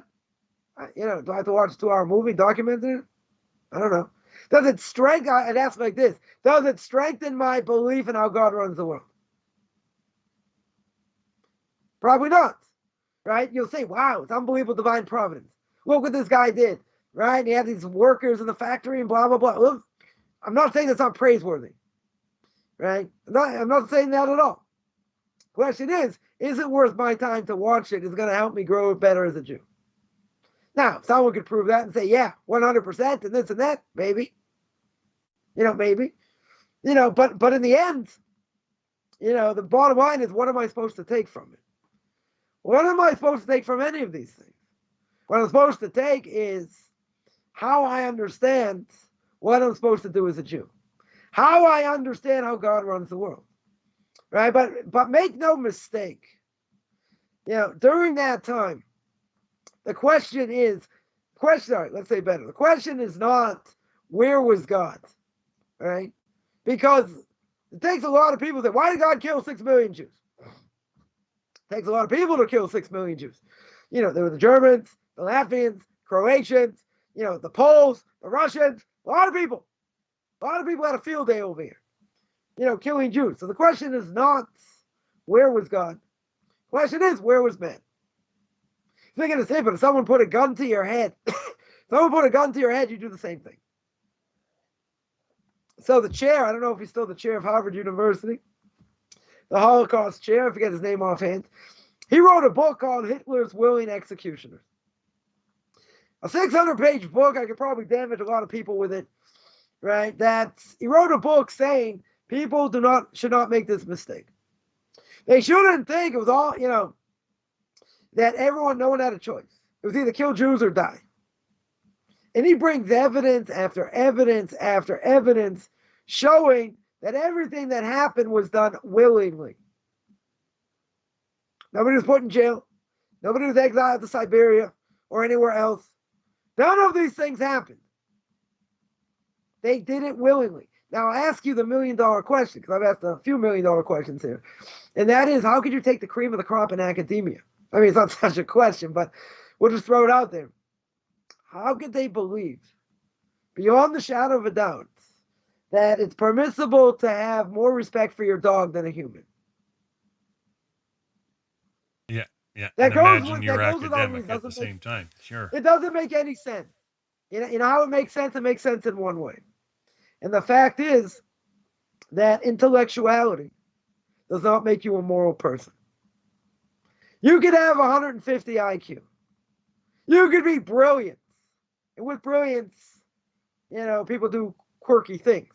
You remember the Unabomber. This guy was brilliant. Really whacked upside the head, but this guy was brilliant. Right? So brilliance can breed other things. He was a misfit. He didn't fit in, different things, whatever. Right? So now you take academics, and they're the biggest liars in the world. Biggest liars in the world, the way they, forge things and, fudge things statistically and other things. So they're the ones, perpetrating all this. And so you say, what happened? How could they not be at least moral in some ways? And the answer is that intellectuality does not breed morality. It doesn't breed morality. That's what we learned. That's one of the messages that we learned from the Holocaust, is the fact that mankind was nowhere to be seen. Nowhere to be seen. And again, someone's going to say, come on, if they put a gun to your head, you would have done the same thing. But that was not the case. That wasn't the case. 100% not the case. So, it's tragic. There's no question, right? The question is, how does man deal with these type of things? And we see that if it doesn't affect us directly, we don't get involved.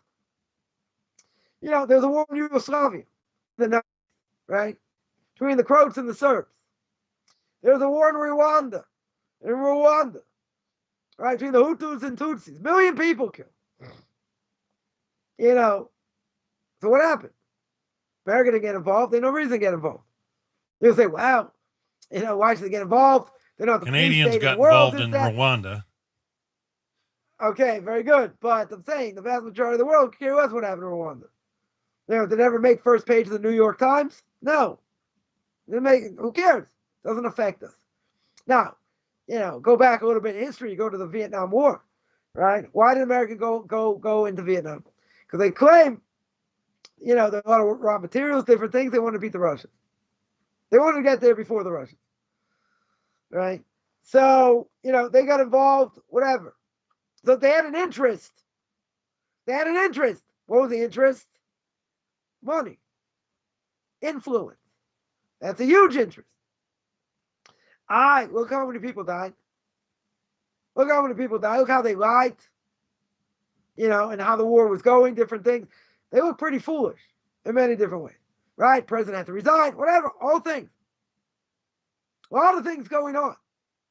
So when we look at the world and we see what goes on, again, I would agree, without getting into politics too much, I would agree, the U.S. and other countries don't necessarily have to be, police states over here, but where do you draw the line? Where's the line drawn? People being displaced, thousands, millions being butchered. You say, well, it's not my problem. Okay, so we're not going to go there politically. Right? But what's the bottom line? It's man's inhumanity to man. The 20th century was the most brutal, violent decade in the history of man. Nothing to talk about. Yeah, nothing to talk about. You see how many people were killed during World War II? How many people were killed in the Soviet Union? 40 million. Right? 30 million, 40 million. Something like that is unheard of. It's unheard of. But then you got communism, destroyed countless lives, not even going to war. It's about ideology. You got communism, socialism, you got democracy that is destroyed Judaism in so many ways. Right? Communism sent people to Siberia. They didn't want people to be educated as Jews and what it meant to be a Jew. Socialism, a lot of Jews got involved in that. Democracy destroyed. We see in America. Totally destroyed Judaism. So the question is, where is man? Where is my proper view of looking at the world? Now, we don't know why the Holocaust happened. Nobody does. But was there a lot of assimilation going on? 100%. Right? In Germany, they say assimilation was 80%. 80%. Now, is that the reason so many people were killed? I'm not going to say that. Could be any number of reasons. But we can understand that there are serious things going wrong that, this could happen. Now, a Holocaust survivor, they don't want to hear that. They're like, oh, that's the reason. And then what? My family died because of this. We didn't intermarry. We weren't interested in intermarrying. Different things. Okay. Right? But the question is, so where was man?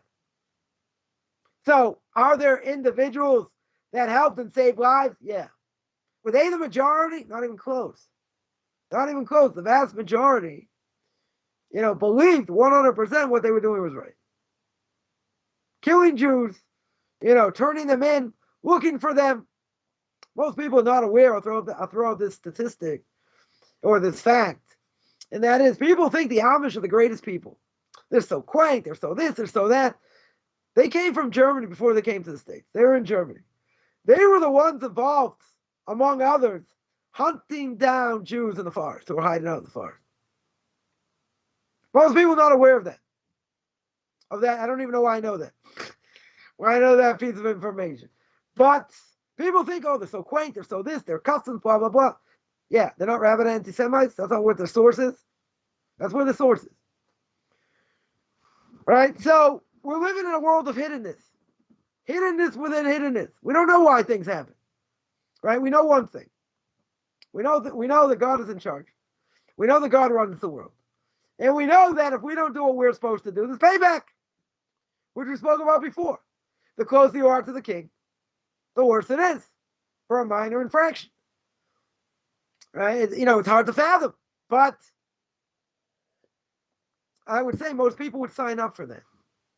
You know why? Because that means what I do really matters. What I say really matters. That's reality. But someone say, I'd rather take fantasy. Okay? So take fantasy. No one's saying you can't take fantasy. Everyone's got free choice. You can take fantasy. But I would think a person would want to be close to the king regardless of the repercussions. Because then they know what I do really matters. Even if a person could get severely punished for something that could be a minor infraction. Right? And that we explained by the death of Nadav and Avihu. Right? Exactly that. And that's why non-Jews go through difficulty. Either as a JIT, a Jew in training, as an Oheim. Because the closer you want to become to the king, you got a lot more to fight for. You got a lot more repercussions for what you do. Because the person's a potato farmer in Idaho or in the prairies, God doesn't really care what you do unless it's egregious. So God's going to punish you anyway, just at a lower level, depending on what you've done. But if you know better, it's worse. Totally worse. But I would say, isn't it better to be slapped upside the head for a minor infraction and therefore try and be close to the king as much as possible than live fantasy. Right? So the only way 100%. a person's going to be able to do that is if they think about, the purpose of life. If they think about why God created the world. Right? Because we mentioned the name of the brisker of before. We mentioned that someone who's steeped in desire, even if God would show a miracle to them, they're going to try and figure out how it's done. They're going to try and figure out how it's done. So therefore, they're not going to change. Even if God would reveal himself today, they're not going to change. Because they're too steeped in society. Only, says the brisker of, only if they desire to search out truth. If they desire to search truth, that's a different issue. If not, technically there's no hope. They're just going to keep going, more garbage, so they disappear. Right? Till they disintegrate. That's what's going to happen. Is it impossible? No. I'm not going to say it's impossible, but again, the more garbage a person puts on this soul, the harder it is. Right? 100% the harder it is. So, back to what we said before. We got a little bit sidetracked here. That a person has to worry about their knowledge. They have to worry about their learning. They have to get clarity. And it's not just enough about learning different subjects, different things, right? Always learning different things and new things. And what's the reason? You got to remember what you learned before. You got to use everything as a building block, as a stepping stone. But you have to work hard. Things are not so easy. You got to review. Reviewing, by some people, may be like a four-letter word. That's what I mean. But, people don't like to review. Right? If I already know it, why should I review? So fine. If you know it, you learned it well, you're constantly reviewing, fine. Then you go on to other things. But you don't go on to other things until you have clarity. Now, what level of clarity? Person can say, I never have full clarity. There are different levels. You're right. But at some point, you gotta cover ground also. Right? You can't just stay in one thing forever. If you do that, you'll never amount to anything because you only know one thing. So, you have to acquire knowledge as well. Now, if we look at this worry, right, worrying about learning, that's not necessarily something so bad. Why? Because that's going to enhance our lives to help us reach potential. How much am I going to learn? What level am I going to try and learn? Right? Something that scared the daylights out of me is that if I would have gone in a certain program, would have learned, a few pages of Talmud, could have passed my exams in Jewish law. So what? Would that mean I'm a rabbinic scholar? No. Wouldn't have meant that. But I got this thing in my head, at a young age, this is not going to help me reach my potential. Piece of paper helps. You're right. Maybe that helps. But reaching potential, I can sit and learn exponentially for however long. Why am I going to waste my time doing this? Let me start getting my feet wet. Learning different tractates, one after another, right? From beginning to end. Doing proper review. That's a whole different issue. Right? And that's what Rabbi said. Don't go out and be a Mickey Mouse rabbi like some other people. Sit and learn as long as you can. Get the knowledge. Get the understanding. Right? He was right. Wise, yeah. He was 100% right. Again, he didn't tell me it's going to be hard to find a job later, okay? But, in the end, if a person's well-rounded in Jewish knowledge, to me, that's better than spending all your time on one thing. You need people to be focused. Let's say the laws of Shabbos, the laws of Kashrus, they have to know things backwards and forwards to be able to answer. Fine. But you need other people to be well-versed in in other things as well. Now, some people may disagree that we have to be well-versed in everything. True. But, how many people today are well-versed in all the time? I'm not going to take a survey, right? But probably not so many. I mean, there are different groups doing different types of learning, different things. Fine. But you're not finding by the masses that's the case. Right? So, a person has to learn. You have to learn in depth. You have to go at a good pace. And at the same time, you want to cover ground. But obviously, you're not going to cover ground if you don't understand what you're reading. Right? The only thing you get credit with that is reading the Bible itself. That I get credit for 5 books. right? Book of Genesis, Exodus, Leviticus, Numbers, and Deuteronomy. Why? Right? We get credit for that. Even if I didn't understand. Even if I didn't understand what I was reading. But what about Torah Shabbat Peh? What about oral law? No. That at least you have to understand. If you don't understand, you don't get credit. Understanding, again, there are different levels. There are different levels over here. So here, if I'm worried, and it's not necessarily a bad thing because we want to reach potential. We absolutely want to reach potential. So when a person is toiling and Torah and they're learning, they want to ascertain the truth of what we're learning. That's going to help us understand God's world and what He wants. Right? The more we go through Talmud, the more we go through other things, helps us understand how the world works. We also have to learn Mussar. Have to learn ethics. That's why we're learning Pirkei Avos. Right? What else do you have to learn? You have to learn Jewish philosophy. Unfortunately, a lot of books in Jewish philosophy have not been translated. Right? But we have to learn Jewish philosophy to understand how we're supposed to think in this world. All right? Well, I give a class once a week on duties of the heart. Ascertaining that. Different aspects of Jewish philosophy. And, I mentioned many times, because of all the things I've gone through, if I wouldn't have gone through Jewish philosophy, a lot of Jewish philosophy, when I was younger and having good rabbis behind me, I would have gone off the deep end a long time ago. I'm not saying everything went smooth.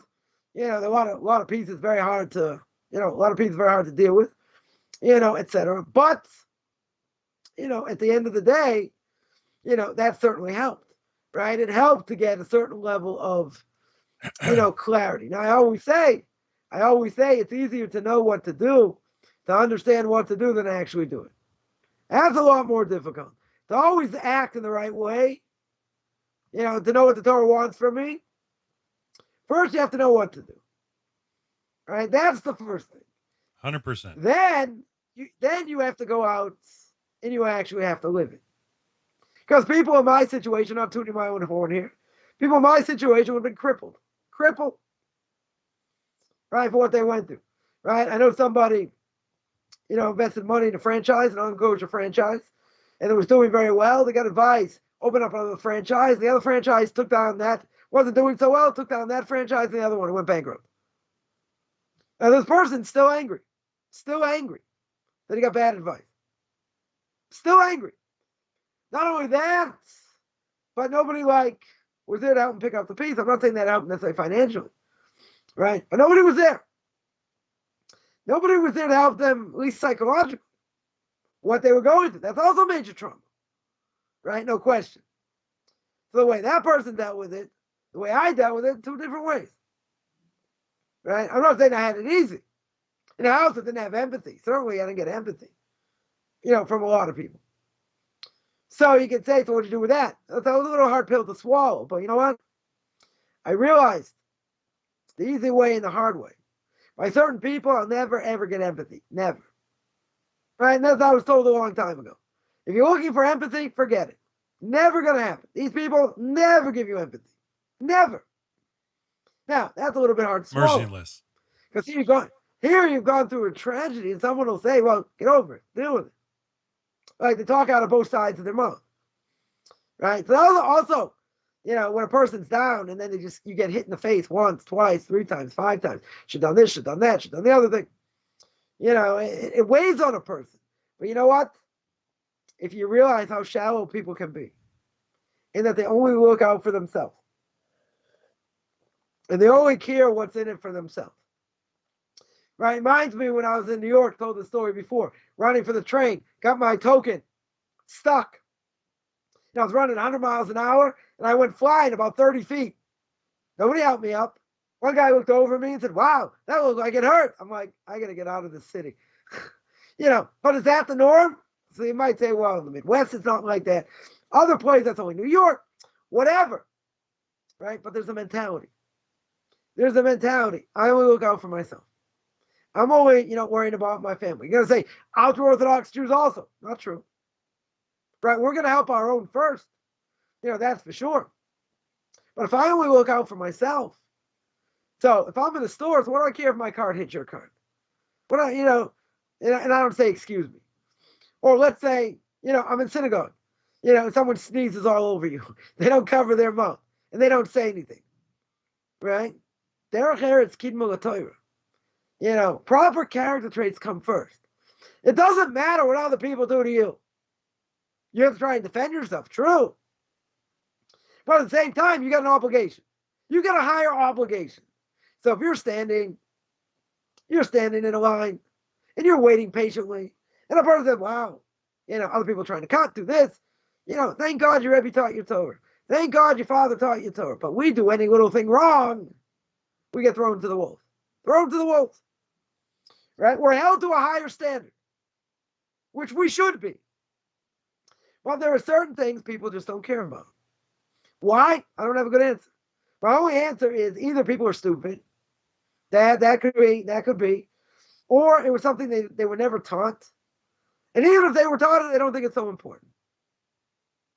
Now, why don't they think it's so important? I don't have a good answer. Right? I have a bunch of bad answers.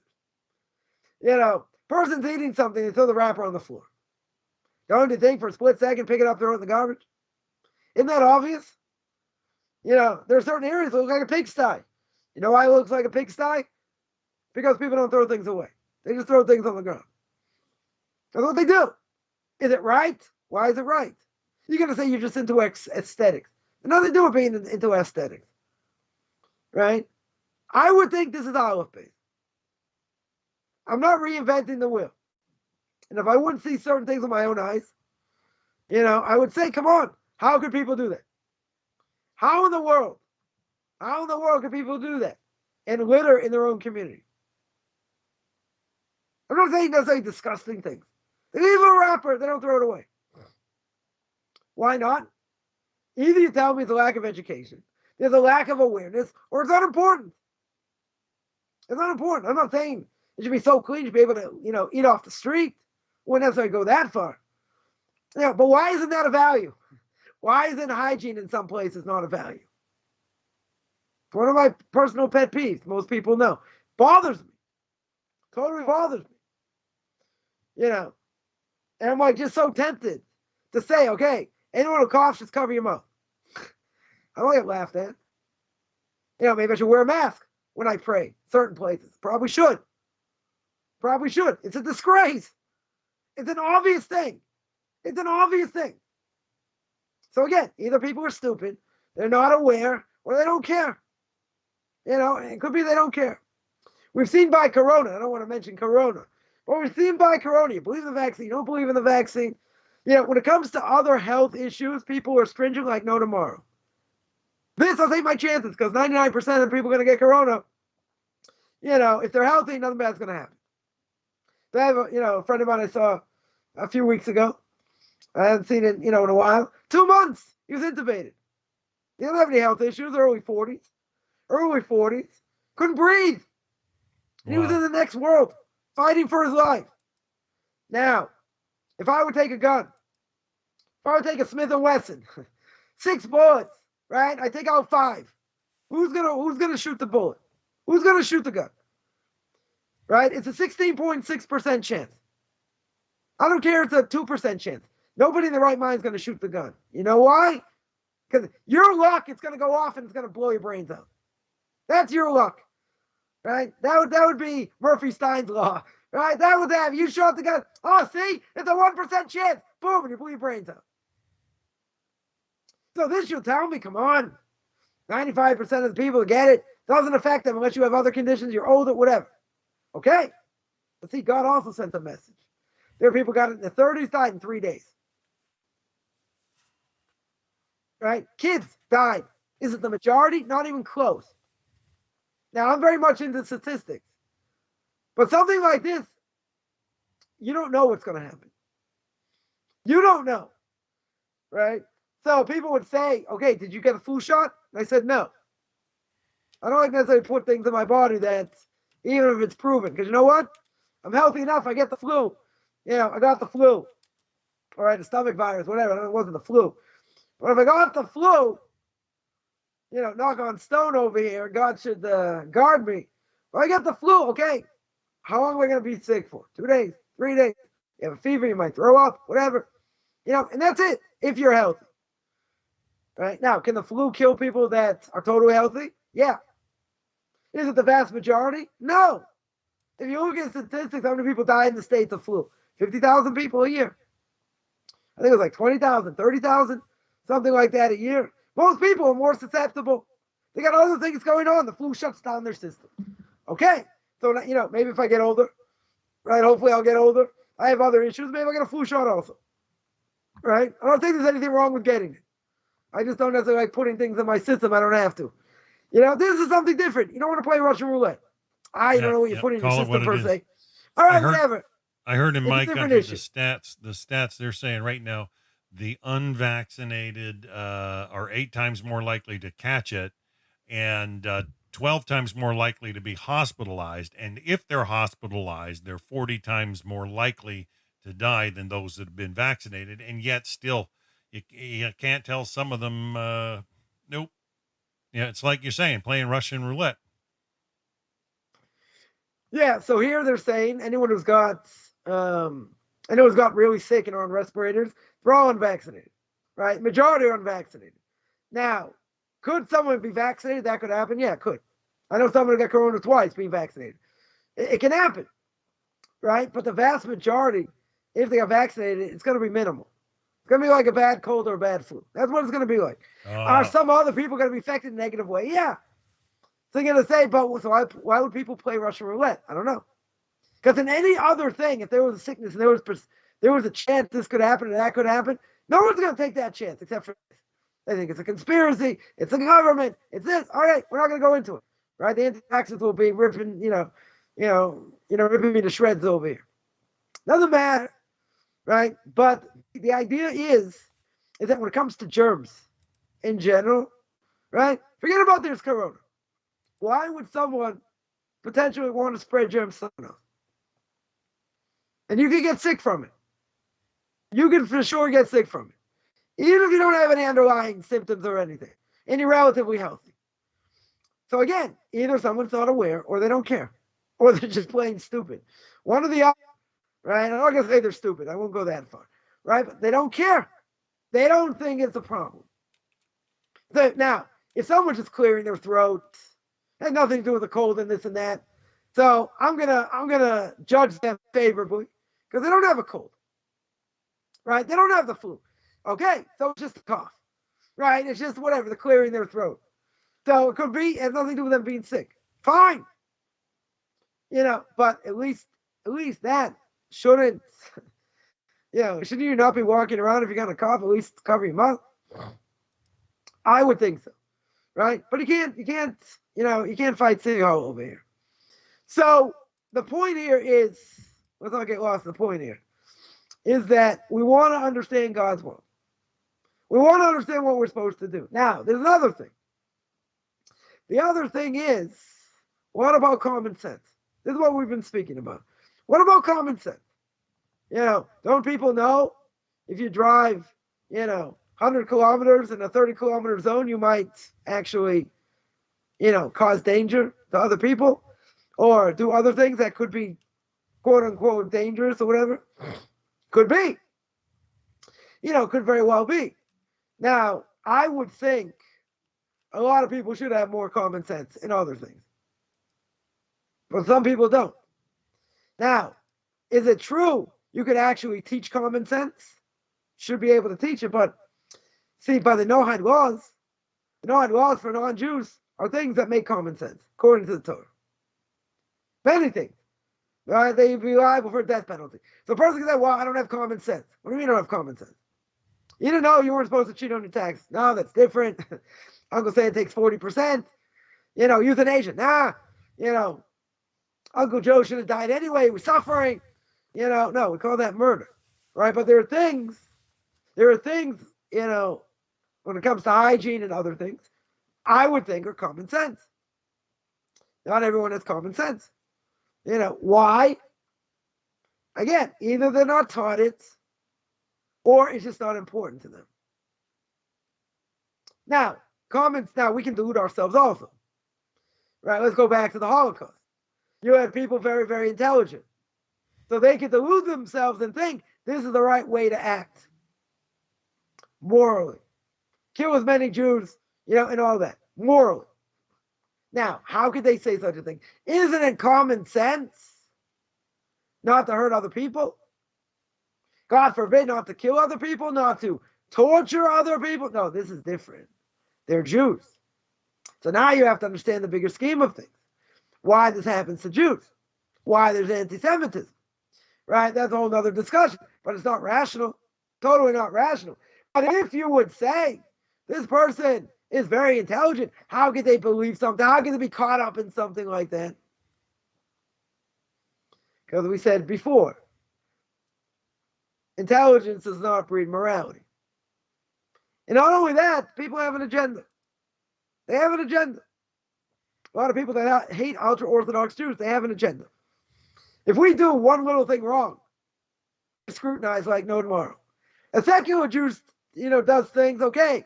Since all Jews are interrelated, they also might get scrutinized, but not as much as we do. Why? Because even secular Jews believe we're held to a higher standard. Why do they believe that? They say, listen, Torah says like this, if they know, so why didn't you do it? Why did you do like this and like this? Why are you unethical in business? And someone might say, so why do you put Orthodox Jews on a higher pedestal? That's not the answer to bring secular Jews closer to Torah. We have to be impeccable. Impeccable. In other words, you don't give someone an opportunity to say anything negative. Nothing. You answer politely, you answer correctly, you show proper respect. It's not easy when, people saying crazy things or whatever, but, in general, if we lash out or say something and they get offended, now I don't have to care if they're going to get offended if I'm speaking the truth, right? But at the same time, the person says, come on, you're just a moron. They say, why are you calling me names? I didn't call you names. They said something outrageous, but they didn't call you a name. You can't bring yourself down to their level or worse. But what's the problem? What's the problem? Problem is that they show no respect for us. And they expect we should show all the respect for them. Even if they say something ludicrous, they say something doesn't make sense, I have to respect them. Why do I have to respect them? Why do I have to respect them? You're going to say, well, you won't have a conversation otherwise. I didn't say to call them names. I'm not saying to call them names. And you don't want to be called names either. But you bring out evidence. You show you're respectful. And I've had people say, well, Orthodox Jews, this, that, and the other thing. I said, I'm an Orthodox Jew also. No, you're different. But see, if I were to say that about blacks, they would say you're a racist. If I would say, that about, 6, 7 white guys that live in the prairies, whoever that may be, you say, come on, you're prejudiced against us and against the prairie. Maybe. Right? People would jump on the bandwagon in a split second. But see, ultra-Orthodox Jews, we're fair game. We're fair game. The Israeli press calls us cockroaches, parasites, or as they say in Hebrew, parasitim, right? We're called parasites, to the army, to this. The other thing, Rebel 1 should be one said. If we change the name for Jew, for ultra-Orthodox Jew, we would change the name with Arab. There would have been an uprising years ago. Years ago. Why is that free game? Why are we free game? Because at the end of the day, who are secular Jews going to pick on? They're not going to pick on Arabs. God forbid. Arabs are cousins. Gonna, deal with them. This, that. Ultra-Orthodox Jews, oh, they're sponges. They're this, they're that. They're what's ruining Israel. If it wasn't for us, Israel wouldn't exist. People make the mistake, secular Zionists. Who were the first people who came to Israel draining the swamps and died draining the swamps? Talmidei Hagra. The students of the Vilna Gaon, Rav Elijah Vilna. Right? That sort of gets overlooked. It's called skewed history. That gets overlooked. Oh, but you're this, you're that. There are plenty of people, ultra-Orthodox Jews in the workforce today. They make it difficult for us, but it's not like you have 50 million ultra-Orthodox Jews skipping the army and not working and getting all this money from the government. radio and TV, and even secular, university students, they're getting a heck of a lot more money than we get from the government. A heck of a lot more. But see, we're one block, a very significant block. So they say, look how much money they're getting. And they don't do the army, right? So university students who are being taught all this garbage, they deserve all the money. Radio stations and TV that speak daily against ultra-Orthodox Jews, they're the ones that deserve the money. See, we don't do anything. And statistics don't show that. Statistics are skewed. I'll give you an example. Chief Rabbi of Israel, as far as Chief Rabbi, Rav Yitzhak Yosef, should be well, mentioned once, one of his speeches, that the vast majority of Russians that have come to the land of Israel are non-Jews. Proven non-Jews. The vast majority. Right? More than 90%. I mean, it's a huge percentage. Almost 100%. And the media hammered him. Called for his resignation, called for his head, called for all kinds of things. And he laughed. And he said, you know where I got this information from? The Bureau of Statistics in Israel. You think I got it from Torah, from the rabbis? I got it from your own stats, from your own statistics. It's a witch hunt. It's a witch hunt. Wow. So, obviously, we're not doing our job properly. Otherwise, there wouldn't be a witch hunt. On the other hand, the place we have the greatest amount of spirituality is the place we have the greatest amount of impurity. And the Yitzhar, the evil inclination, Mr. S, whatever you want to call him, is on his last legs. He knows the Messiah is right around the corner. He knows that. But see, the land of Israel is the land of extremes. The land of extremes. I remember, one of my trips up north. So when I go, one of these bus stations, they check my bag, right? They check my bag. So what's in my bag? Books, writing utensils, notebooks. So usually if I go up there on a Monday, I have no voice left. So I have to scream and nobody hears. He's like, what's the matter? You can't speak? You know how to speak Hebrew? I said, I just told you. I was like, there are books. I said, go open it. I said, there are books in there. So the security guard's like making fun. Right? Would you have done that to a secular Jew? Never. Just because I can't speak, that gives you the right to treat me like a cockroach? To say, oh, you're not even human? Right? Obviously not. Did I say anything? No, he let me go and that was it. But, there are things like this that happen because, the stereotypes are so great against us.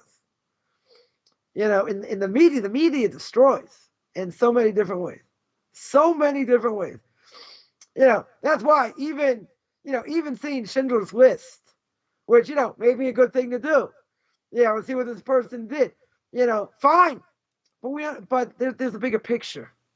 And the bigger picture is, Esav sones Yaakov. Esav hates Jacob. Anti-Semitism exists and it's always going to exist. But you know what? We don't want to give anybody, Jew or non-Jew, the ability to be able to say anything against us. What other people do, they give us a bad name. One Orthodox Jew does something wrong, everyone gets blamed. Right? A secular Jew, all Jews get blamed. Why? We're all intertwined. Yeah, you had a question?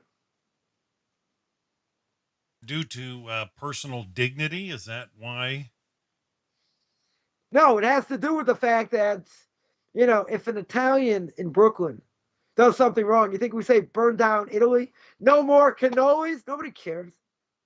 Nobody's going to say that. Why does it say about Jews? Secular Jews does something. You think why does everyone get blamed? Because the Talmud tells me all Jews are interrelated. So if a secular Jew or an Orthodox Jew does something wrong, doesn't matter what it is, everybody gets blamed. And it's really not fair, right? You wouldn't say that about blacks, that would be racism. You wouldn't say it about Koreans, Chinese, totally be racism. Why do people say it against Jews? In general, because we have a higher responsibility. We are the chosen people. We are God's chosen. He chose us. We chose him. So there's greater responsibility. Even something minor. I have another example. A couple weeks ago, about a month ago, I was at a bus station. I was waiting to get on the bus. One of my long travels. And there's a guy in front of me wearing a backpack looking for his, card to go on the bus. So I'm sitting there waiting. And I said, you know what? I'm just going to pass him. Why do I have to sit there and wait? I'll get on the bus. I'll sit down.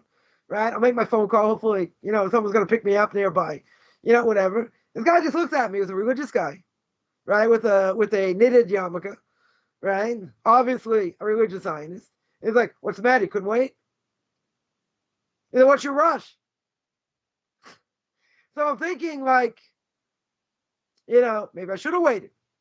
Maybe I should have waited the extra 30 seconds for him to get his stuff together. Right? Now, if it was a secular Jew, if I would have been dressed, flip-flops, half my hair shaved, and I pushed this guy aside, I went on the bus, this guy wouldn't have said boo.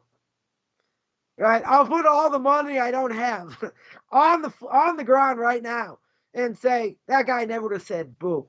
Never. In fact, I look like an Orthodox Jew, right? Black hat, everything else. So of course, I'm fair game. Now, could be he's right. Maybe I should have waited the extra 30 seconds. Maybe.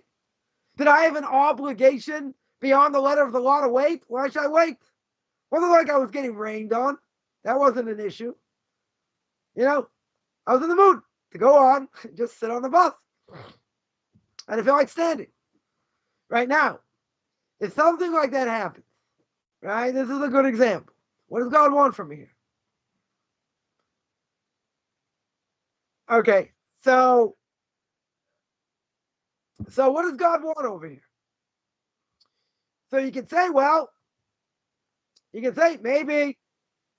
maybe God is lacking. Sorry, let's say better. Maybe, what does God want? He wants me to work on my patience. That's what he wants me to work on. He wants me to wait another 30 seconds. Which is maybe what I should have done. At the same time, he throws this religious Zionist Jew in my face. Right? Throws him in my face. So now, he's using this religious Zionist Jew to get to me. Now, the reality is, it could be he's getting to me because God's giving me a message. What's the message? You should be patient. So wait another 30 seconds. I should wait another 30 seconds. If I wait another 30 seconds, I show proper derech eretz. Right? I act properly. And that's it. So that was really the message that I took. But again, if I was a betting man, I would have taken all the money I don't have. And I would have said, there's no way. If this person was a secular Jew, even better. Even better. What if this person was an Arab? If he was an Arab, would he have ever said such a thing? Never. Never. Would have been afraid of the repercussions. Totally afraid of the repercussions. Never would have made such a statement. But to an ultra-Orthodox Jew, that's a different issue. Right? We're free game. People can say anything to us, do anything to us. So bottom line is, we want to be part of these people, or if we already are, right? The bottom line is we have to be impeccable. We 100% have to be impeccable. We are not going to give non-Jews, secular Jews, or even other Orthodox Jews the ability to say boo against us. Because the minute we do something wrong, even something minor, and God over here is telling me, I want you to work on patience. You should have waited. You should have waited another 30 seconds. Okay? Right? Next time around, I'll wait. But I guarantee, as I said before, if that person, if God forbid, I would have been an Arab, this guy wouldn't have said anything. Right? Or if he was a secular Jew, never would have said anything. But the fact, so why does he say something to me? Because you know better. You're supposed to know better. We don't want to give anyone any ammo. None. We want to be squeaky clean. I've heard many people say this before, Orthodox Jews this, Orthodox Jews that, and I said, I'm also included in that. Now, if I were to say that about secular Jews, you'd call me a racist. Why? So people will say, no, I didn't mean you. You're okay. I mean these other people. But you included me with everyone else. That's called being a racist, right? You single out a certain group for no reason, right? Whether you're Jewish, you're black, you're Chinese, you're Hispanic, doesn't matter, right? You single them out. Why? Because of who they are, not because of anything else. So we Orthodox Jews, we're out there. And if anyone sees us, we have to be very careful. We have to be very careful with hygiene. We have to be very careful if we drive. We have to be very careful, getting on a bus. We have to be careful with so many things. But he said, why aren't they held to a higher standard?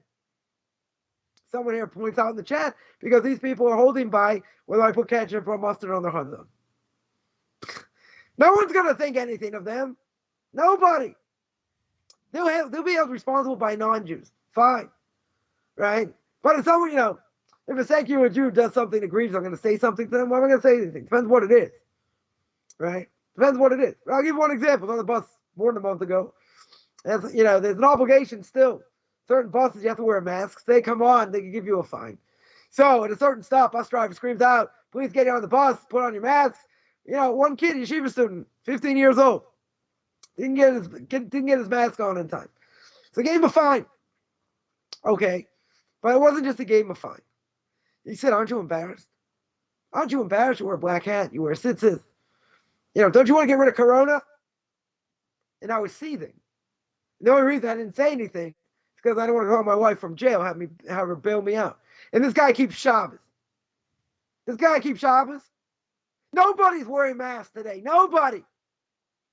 Not anywhere. Unless you have an obligation to. So why are we any different than anyone else? Why are you going to single us out? No one else is wearing masks. Not anywhere. If that's the case, so why are you picking an attitude with us? Because we're held to a higher standard. And it doesn't matter if nobody does it. I'm going to use you as an example. Now, would that policeman have said something to that if the person was secular? Maybe. He wouldn't have said the same thing. Right? Because I saw on the bus station, one of the bus stations, there were police giving out tickets because you had an obligation to wear your mask in the bus station. If you had it on your chin, you got a ticket. That has to be over your nose.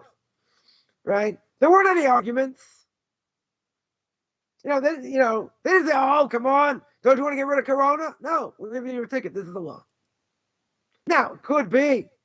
Maybe this cop would have said something if the person was secular. Maybe, but see, Orthodox Jews are free game. And it was a bus of all Orthodox Jews. There weren't any secular Jews on the bus. Right? It was all Orthodox Jews. So who's he going to use as an example? Us. Right? So again, I'm not saying it's right by any stretch. And if the law is on a bus, there's a chance someone could come on and check. So wear a mask. At least have it on your chin before you get on. Right? But you should wear a mask so you don't get fined. Now people say, I can't stand wearing the mask. I'm sick of wearing the mask. You're right. I don't disagree. But see, someone comes on and they're secular. And we're not doing what we're supposed to do. It doesn't matter if the rest of the world's not doing what they're supposed to do. We're liable. Why are we liable? Because we're God's chosen people. We're held to a higher standard. And even this is something relatively minor. Why do I say it's minor? It's minor because no one in their right mind is wearing masks today. Right? Only in certain places. But if this person stood out and he defiantly, where everyone has to wear masks, they refuse to wear a mask, different issue. Different issue.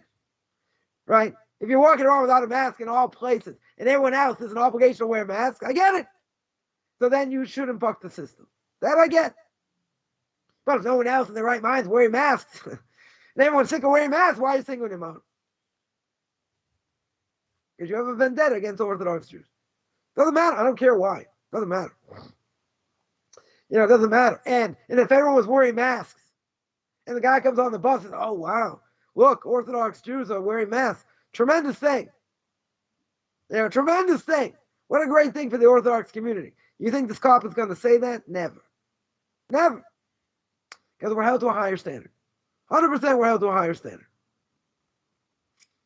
Right? So the purpose is we have to understand God's world. We have to understand that what does God want from us? He wants us to draw close. That's what he wants. And we have to realize as well that we're spokesmen for the Jewish people, whether we like it or not. So therefore, we're held to a higher standard. And if we're held to a higher standard, we have to try and be squeaky clean. Now, does that always mean we say the right thing? No. Does it mean that person could say something and curse by mistake or whatever? Could happen. Could happen. But see, we don't want to give them any ammo. We don't want to give them anything they can say against Orthodox Jews. They may say it about someone else. Don't let them say it about you. You know, and sometimes we just react. We do things, you know, we don't pay attention to what we should be doing. And we're lax and we get hammered. We get hammered. Right? So you're going to say, wow, it's not fair. You're right. 100% it's not fair. So what? That means we have greater responsibility. Right? That's our obligation. Whether we like it or not. Now, there's some people I come in contact with, you know, non-Jews say, wow, it's such an awesome responsibility to be a Jew. You're right. 100% it's an obligation. It's an awesome responsibility. True. However, Jews would think that. However, Jews would think I have to be careful what I do and how I do things. And that no one should ever say anything against us. Right? I don't hear too many people saying that. They just act, they react, they do things, they say things. You know, and there's a reason why the Messiah hasn't come. Because we're not doing what we need to do. Doesn't matter if we're in the cream puff generation. Doesn't matter. I'm not talking about things. I'm not talking Kabbalah. I'm not talking high spiritual levels. I'm talking about basic things. How we interact with others. Forget about how we interact with God. Different issue. I'm talking about how we interact with others. And I don't think we do such a good job. In many ways. Right? You're going to say, well, there's always room for improvement. There's room for improvement in everything. True. 100% true. But you know what? We have to start with ourselves. We have to start with basic things. How we eat. How we drive. You know, how we stand in line. How we speak to others. Doesn't matter, you're in a bad mood, this, that. You're held to a higher standard. You're held on a higher pedestal, whether we like it or not. Don't you think? Person steps outside the door, you got to be careful. You got to be careful. Right, 100%, you got to be careful. Doesn't matter if we don't get complimented. Doesn't matter if people don't say anything. Do not give them fodder to throw at us. Don't give them anything. Right? Because, you know, if we do, we're in trouble. Now, that doesn't mean we can't speak out against, you know, non-religious Jews and terrible things that they do and other things. And even if people would say something against us, it doesn't matter. Right? Because we're representing what the Torah is. And the Torah says I have to say something. The Torah says this is forbidden. And I'm not allowed to do this. And I'm going to come out and say it's forbidden. You don't like it? Or people would say, go eat kugel. So what? So what if you don't like it? Oh, the Torah's anti-pig? So we have an image problem. Okay. So what? What does it have to do with anything? If the Torah is true, I have to keep it. Sometimes I might have an obligation to say something. But do I have to sit there and suck up to them? No. They have to call a spade the way it is. Call a spade is a spade. They don't like it. What, I have to be politically correct? No. Gee, what does the book of Leviticus say in chapter 18? You know what it says? Homosexuality is forbidden. Don't give me Webster's fifth definition. We hold it's forbidden. Oh, you don't like it? Goes against the LGBT community? Okay. Is the Torah true or not? God, speak to Moshe, he did it. I'm not going to be politically correct. Now, I could be a little more sensitive. You know, people have difficulty in life, different things, but don't tell me it's permissible. Don't tell me to accept something I'm not allowed to accept. Don't say the marriage is okay, because it's not. We have to take a stand. You have to know when to take a stand. We can't whitewash things either.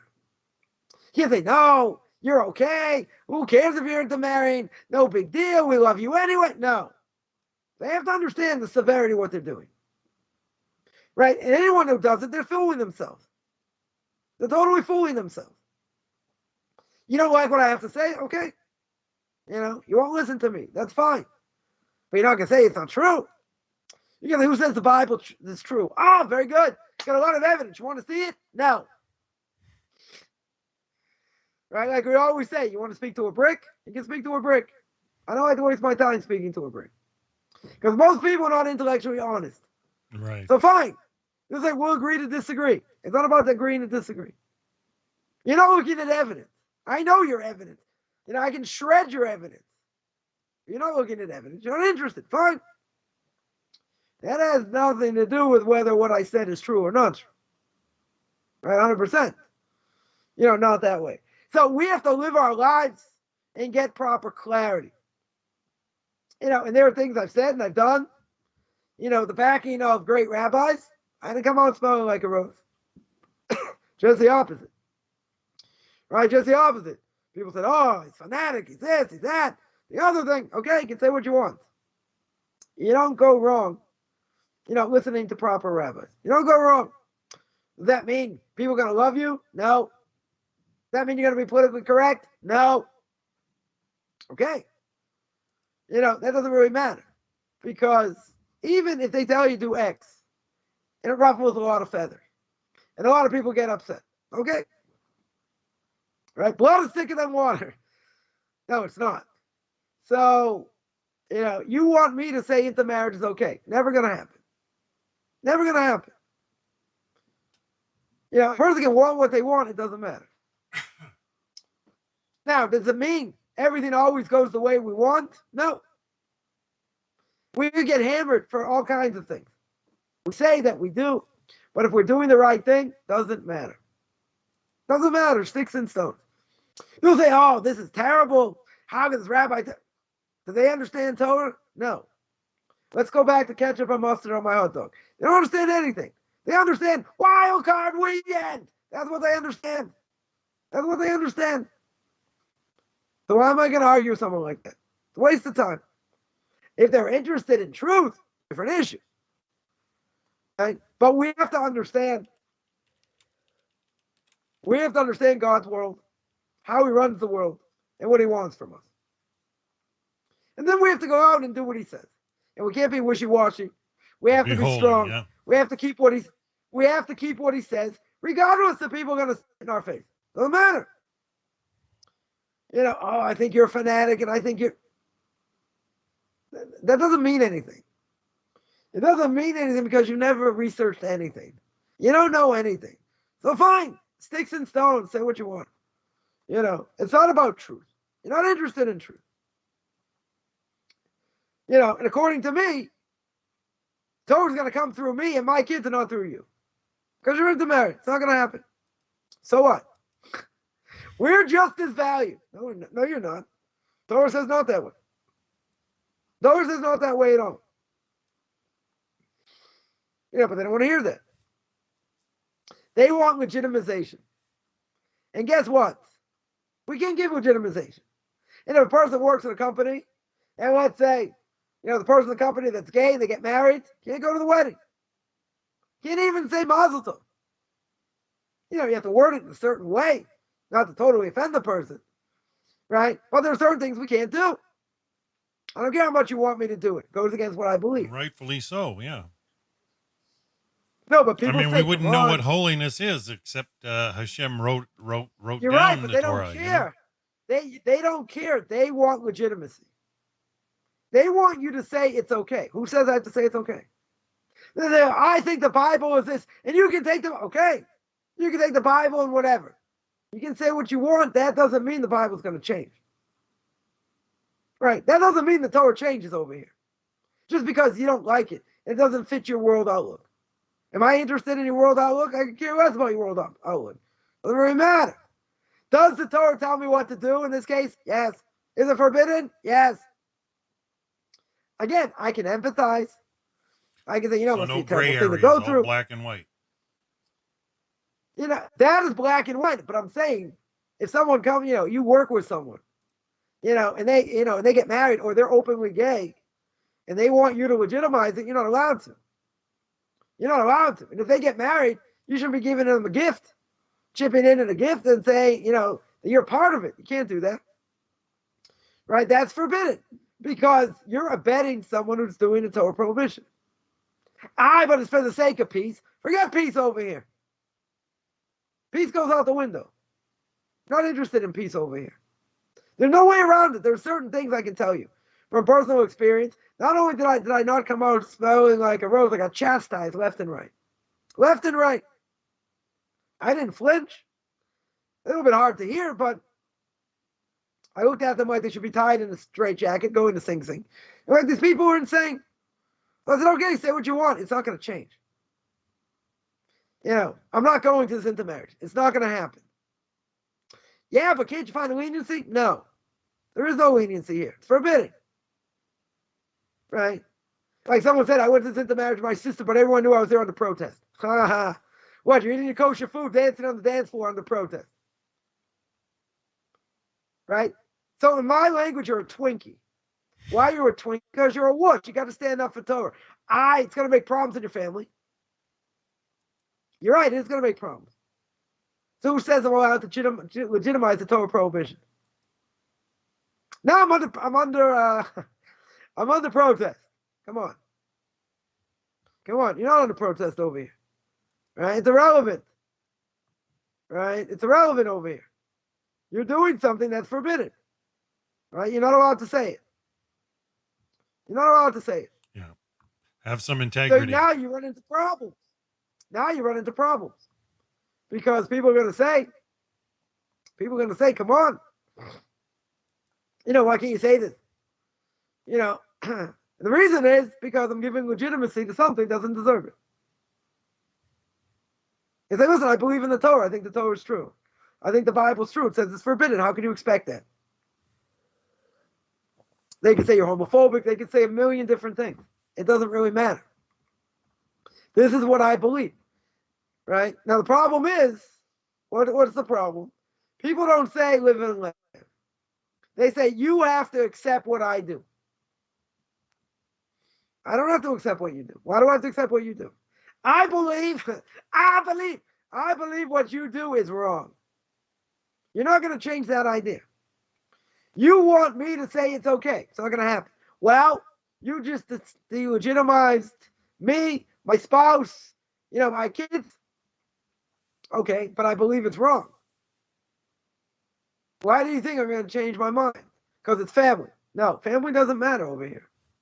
It's forbidden. It's a little bit dicey. Right, it's a little bit dicey over here. True, but that doesn't change anything. Because, I mentioned to someone about intermarriage. And how many times the Torah says you're not allowed to intermarry. Even if you believe the Bible's written by man. Do you think they were kidding? I said, do you think they only meant that generation going into the land? You know what they said to me? I mentioned this many times. The answer was, you're a fanatic. I said, I know I'm a fanatic, right? I've been called a lot of things. Right? You ever say thank you to that? Yeah. I said, what's the bottom line? I said, I know I'm a fanatic, but what's the answer? I said, give me an answer. He goes, I don't owe you anything. Right? I just hammered you. I just put you in a corner. I want, give me an answer. Give me an answer why you think it's okay. Because I think it's okay. That's not an answer. It's not an answer based on any source. Okay, you're a fanatic. So someone like that, you're not going to win the argument. You're never going to win the argument. Never going to happen. That was a waste of time. I'm saying that happened to me. I didn't say I won the argument. They called me a fanatic. And they still think I'm a fanatic. Okay. But you're not going to convince me that marriage is okay. I'm not going to change that. Right? I mentioned the same person. You might think, okay, Torah's anti-pork. Okay. Torah's anti-homosexuality. True. Torah's anti-marriage. You're right. So maybe we have an image problem. Maybe. But if I believe that God gave the Torah on Mount Sinai, passed it down to Moshe, I have an obligation to keep it. Right? Christians also believe God gave the Torah to the Jewish people. So do the Muslims. Even though they say we're not chosen, whatever.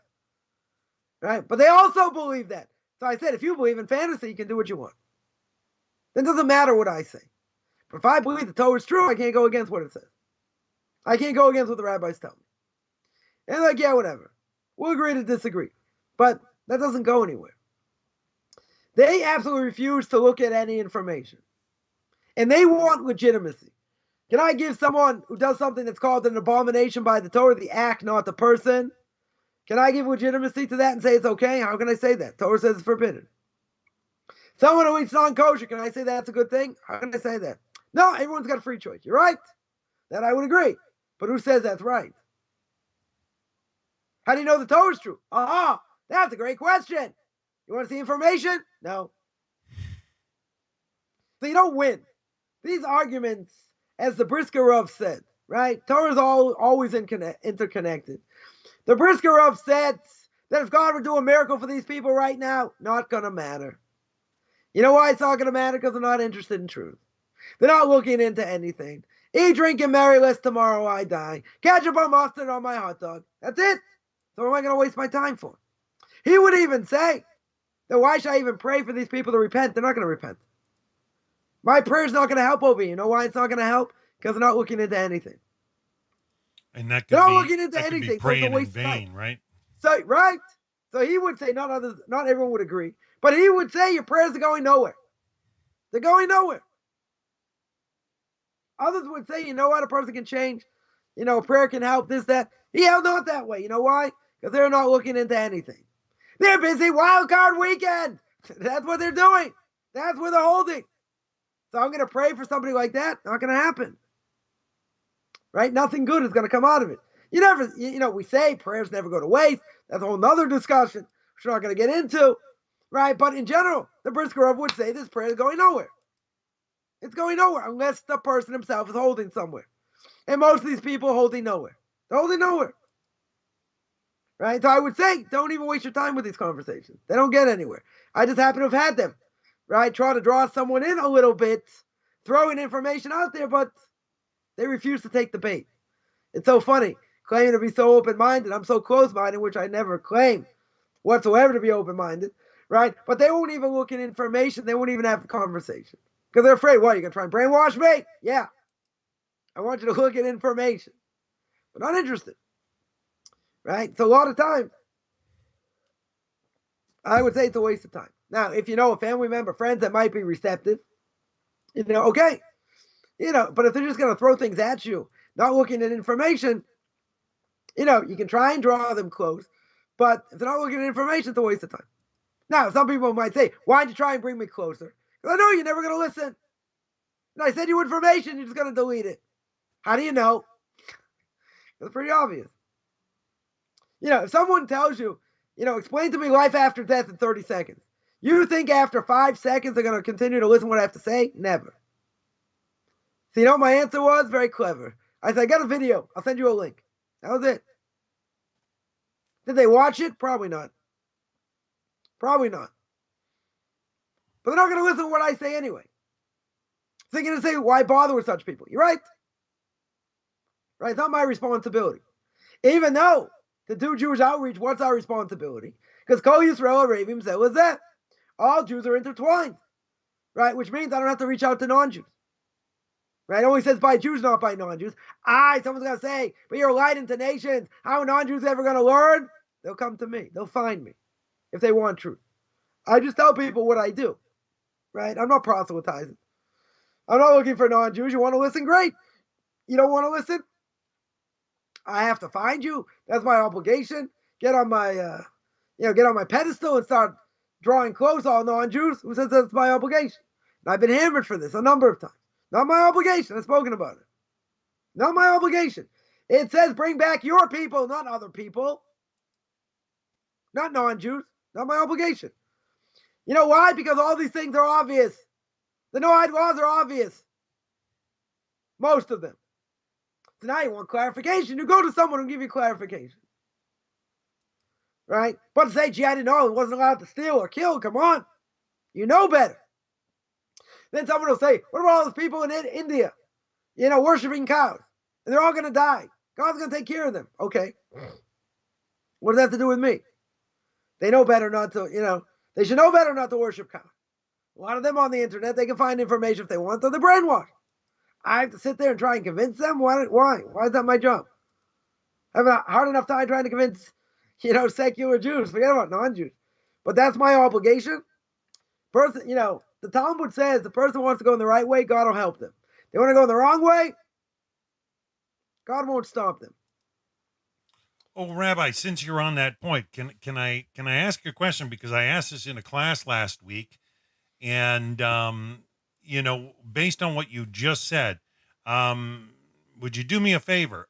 Genesis chapter 20, verse 6 says about Abimelech and Abraham when he took Sarah. It says, and God said to him in a dream, I too know that you did this with the innocence of your heart, and I too have withheld from you sinning to me. Therefore, I did not let you touch her. You just said, God doesn't stop them from sinning. But that verse, does that not expressly say that? That was a prophecy, right? That God came to him for a different reason, right? But in general, God's not going to come to us and stop us. Of course not, but... Right, we don't have prophets today. We don't have prophecy today. Even though I've heard people claim, they do have prophecy, and I think these people nut jobs. But, okay, so even, in that case, you're talking about a prophet. You're talking about a whole different case over here. You're talking about Sarah as going to be the harbinger of the Jewish people, right? Through Yitzhak, and Yitzhak through Jacob, and all that. This was to God Abimelech. says, okay. God says, I don't want that messed up. So he came to him in a dream, right? But in general, you're right. That's a different case. But in general, is God going to stop us? No. He might stop other things around us. Why a person may get hurt or harmed, and God stops it. We don't fathom this in many ways, even though, let's say, a person, God forbid, got in a tremendous car accident, came out without a scratch, etc. There are many things we don't witness that God stops, right? For instance, imagine if God opened our eyes, we see all the microbes trying to enter our bodies, and how sick we could get, but God stops it. Oh. So 99% of the time, right? 100% of the time, let's say better, God's not going to come to us in a vision. Right? He's not going to come to us in a vision and say, okay, I don't want you doing this, or I'm going to stop you from doing that. We see it by Bilam also. Right? Bilam, the evil prophet, God came to him, didn't allow him to curse. Right? You see that in the times, in their times, in the times of the prophets, you don't see it after that. In general, you don't see after that. The only people that have real dreams that, should be taken seriously are kings or great rabbis. For different reasons, right?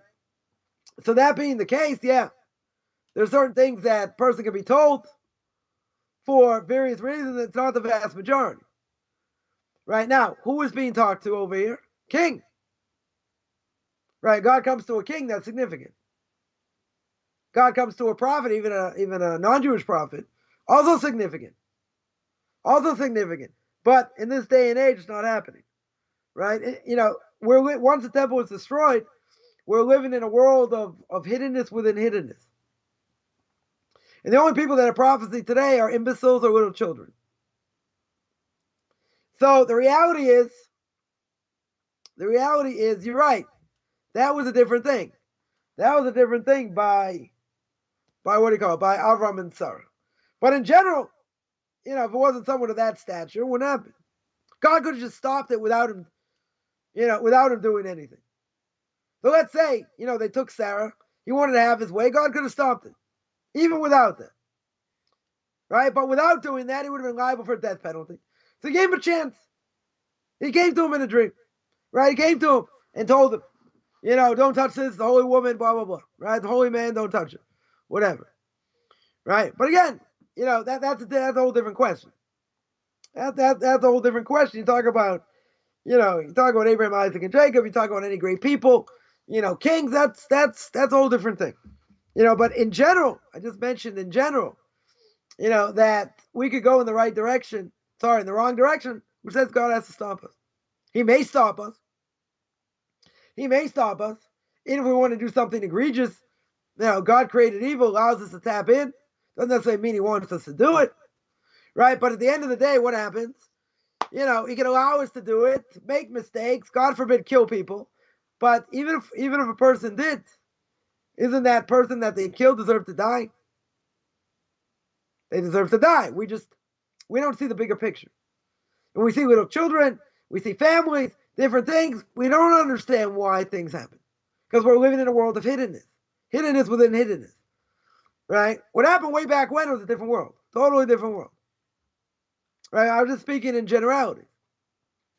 That we have free choice. Everyone has free choice.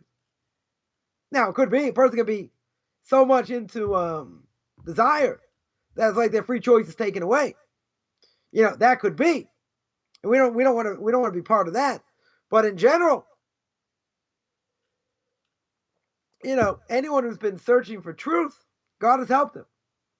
They might have got there in a roundabout way, but God has helped them get to the truth. Now, what happens if they slide back and they start doing things they shouldn't do?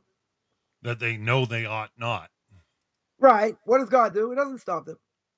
He allows them to do it. Or he allows them to get strength and not do it. But he doesn't necessarily intervene. He doesn't have to intervene. Right? A person has an evil inclination for whatever, and now he gives it up. Now he gives it up by keeping Torah mitzvahs. Doesn't mean that evil inclination disappeared. But now he has an awareness that it's wrong. And now he feels bad. And every time he acts on it, he feels really bad. So therefore, he's going to work hard not to do it. That doesn't mean he's not going to be put in a situation where he could sin. Right? Now again, we don't know what's going on over here. We look into a world, we have no idea. But the point is, it's a hidden world. Right? It's hiddenness within hiddenness. Of God himself. So therefore, we may tempt things by giving into our evil inclination. We very much may do that in different ways, and then bam, we get hit by doing something. So it didn't happen automatic. But this led to that, this led to the other things, so why didn't God stop it? Why didn't God stop it? Because he allowed you to do it. We have to take responsibility for what we do. We can't just say, oh, it's God's fault. Right? We have to take responsibility over here. 100%. It doesn't mean, though, he's always going to stop when we do something wrong. Right? He may, let's say, a person wants to go on a certain website. For whatever reason, he can't do it or whatever, and the thing doesn't get done. He doesn't see what he wants to see. Now, did he sin? He didn't sin. He got stopped doing it. Okay. Even though the thoughts of what he wanted to do, that might be pretty bad. He might get punished for that. But the fact that he didn't do it and he got stopped, that might be a technicality why he got stopped. Internet connection went out, something happened, he couldn't do it anymore, whatever, didn't have time. Could be any number of reasons. Right? Now, you could say, well, God didn't want him to do it. Could be. Could very well be. And he stopped him for that because of what it would lead to. Maybe. It could be any number of reasons. Doesn't necessarily have to be that reason. Right? That's what I would say. That's what I would say on that.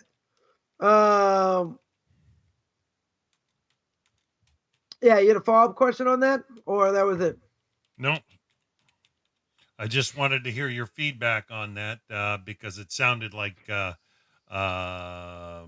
was a intervention against free will in that verse. And there is, but you see by last week's Parshas Bo, that God hardened his heart. So you see, God can take advantage over here and take away a person's free will. You're going to say, what happened to free will over here? Why is he punished? For different reasons. Not the topic for now. But for different reasons, God takes away his free will. We don't want to be in that category, but God could do that. He can make someone just go off the rails, just give in to their evil inclination, and do it in order to wipe them out for other reasons, for other things. But we can't say, God, why didn't you stop me? Who says God has to stop a person? God doesn't necessarily have to stop a person. He gives us the free will to do what we want. And the question is, okay, even if a person wants to do something bad, and God allows it, and people get damaged, it's not going to last forever. Because evil does not last forever. Doesn't last forever. Now, there might be a lot of victims along the way. Could very well be. But the evil is not infinite. And a person's downside is also not infinite. A person can be going through a difficult time. It could last months. Maybe it can even last a year. Maybe it can last longer. It's not forever. It changes. A person goes through different trials and tribulations. Right? Sometimes more, sometimes less. But even, evil itself does not go unanswered. When does God decide to take care of it? Right? That's what the Ramchal brings down Derech Hashem. Right? In the way of God. He doesn't give an answer. Whenever God finds fit to do it. If he wants to let it go for so long, he'll let it go. It could go on for years. You see what happened, God forbid, during the Holocaust. Went on for years, and finally God stopped it. How does that work? We don't know.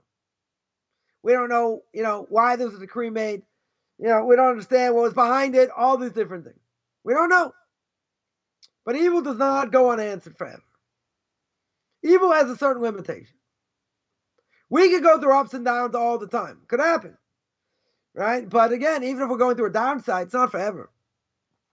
Even though by me, it was like a 17-year odyssey, but I wasn't always down. I had ups and downs. Probably more downs than ups in different ways. Right? But it can be an odyssey for a long time. And then the question is, how do you deal with it? How do you get through it when you're down? And, that we've addressed. I've addressed in Q&As and in other places. That's not so easy.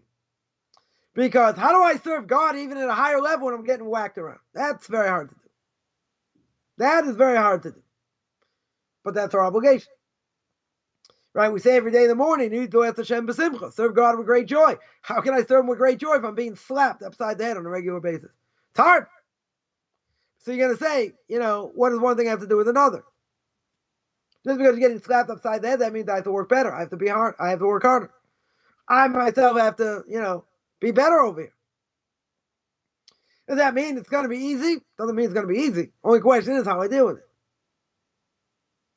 When people can get broken by things, get destroyed, 100%. Or people can take the challenge and say, okay, I'm not letting it get me down. I'm still going to work hard. I'm still going to go in the way God wants me to go. Is that a guarantee? I'm going to be successful in my psyche. So I have to understand, that's what we said. How does the world work? How do we get clarity? Right? And a person has to have a Rebbe. They have to have a Rav who they go to for guidance. If you don't, you're not going to get from A to B by yourself. In a lot of ways. Right? Things that are a little bit dicey, that are a little bit hard for us to fathom, we have to go to a higher source. Because not everything's clear-cut. There are a lot of things that are clear-cut. Fine. When it comes to the way we think in Jewish philosophy and how we look at the world, it takes a while to digest. That's what God wants us to do. He wants us to think in the way the Torah wants us to think. Mm-hmm. Part of my job to re-squeegee everybody's brain, to think in the way that the Torah wants. And that's not an easy thing to do. Some people are pretty thick. It's hard. It's hard, but we have to understand that we need. Right? We said, worrying about learning and understanding Torah, it helps us work on our character traits, right? 100%. And it helps us understand God's world. And I think the Aleph phase is we have to understand how God's world works. Right. So I would recommend everyone to read Derech Hashem. Doesn't mean you have to take my classes on it, but you should read the book Derech Hashem by the Ramchal. By Moshe Chaim Mutzato. And he talks about why God created the world, the purpose of man, purpose of non-Jews, reincarnation, purpose of the nations, all these things, right? Very basic things, even though a lot of it is steeped in Kabbalah. But he gives us the way to understand the way the world works. We have to know what to do, but we have to understand how it works. And then once we understand how it works, then we can put things into action. But again, it's not that easy. It's not that easy. I can speak for the next 2 hours. I've already gone on for almost 3 hours, right? So there's a lot to talk, a lot to talk about that and how to make sure we don't have a heart-mind disconnect, which is very hard, right? Just one thing I'll mention, and everything I've gone through in the last 17 years, one thing I never said was, God, why'd you do this? And God forbid, the mitzvahs I did and the people I helped not worth anything, God forbid. If I would have said that, I would have lost every single mitzvah I did. Now, did that mean I got up every day and I was whistling Dixie and doing the moonwalk, which I don't know how to do either? Right? Was I doing that? I wouldn't say that. I definitely wouldn't say that. I had better days, I had worse days, etc. But I had it reinforced, re-ingrained. I had great people helping me. I'm not saying it was easy. It wasn't easy by any stretch. It certainly wasn't. Certain things were easy to deal with than others. Fine. But, in general, no matter what we go through, no matter how hard it is, now we might need help. We might need to go to therapists, different things, right? To get, to be able to deal with it. That's all good. But we have to have the proper psyche, how to look at it as well. So people said, fine, I understand the psyche. How do I deal with it? So my answer was, I'm not a therapist. I didn't even play one on TV. Right? So, a person may have to go to a therapist. You want to know what the Torah says? You don't know what Jewish philosophy says? That I can tell you. How to implement that and forget about the trauma I went through? Oh, that's a little bit difficult. That's not so easy.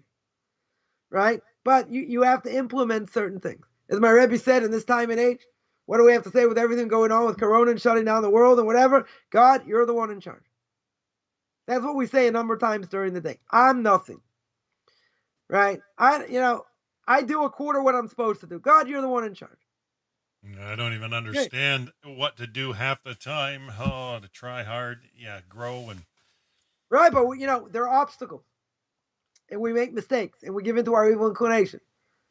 Right, but again, if we have a higher understanding, we got to work hard. We can't be wusses over here. We have to work hard.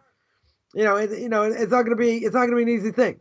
When I'm talking about what I went through, it was a 17-year odyssey.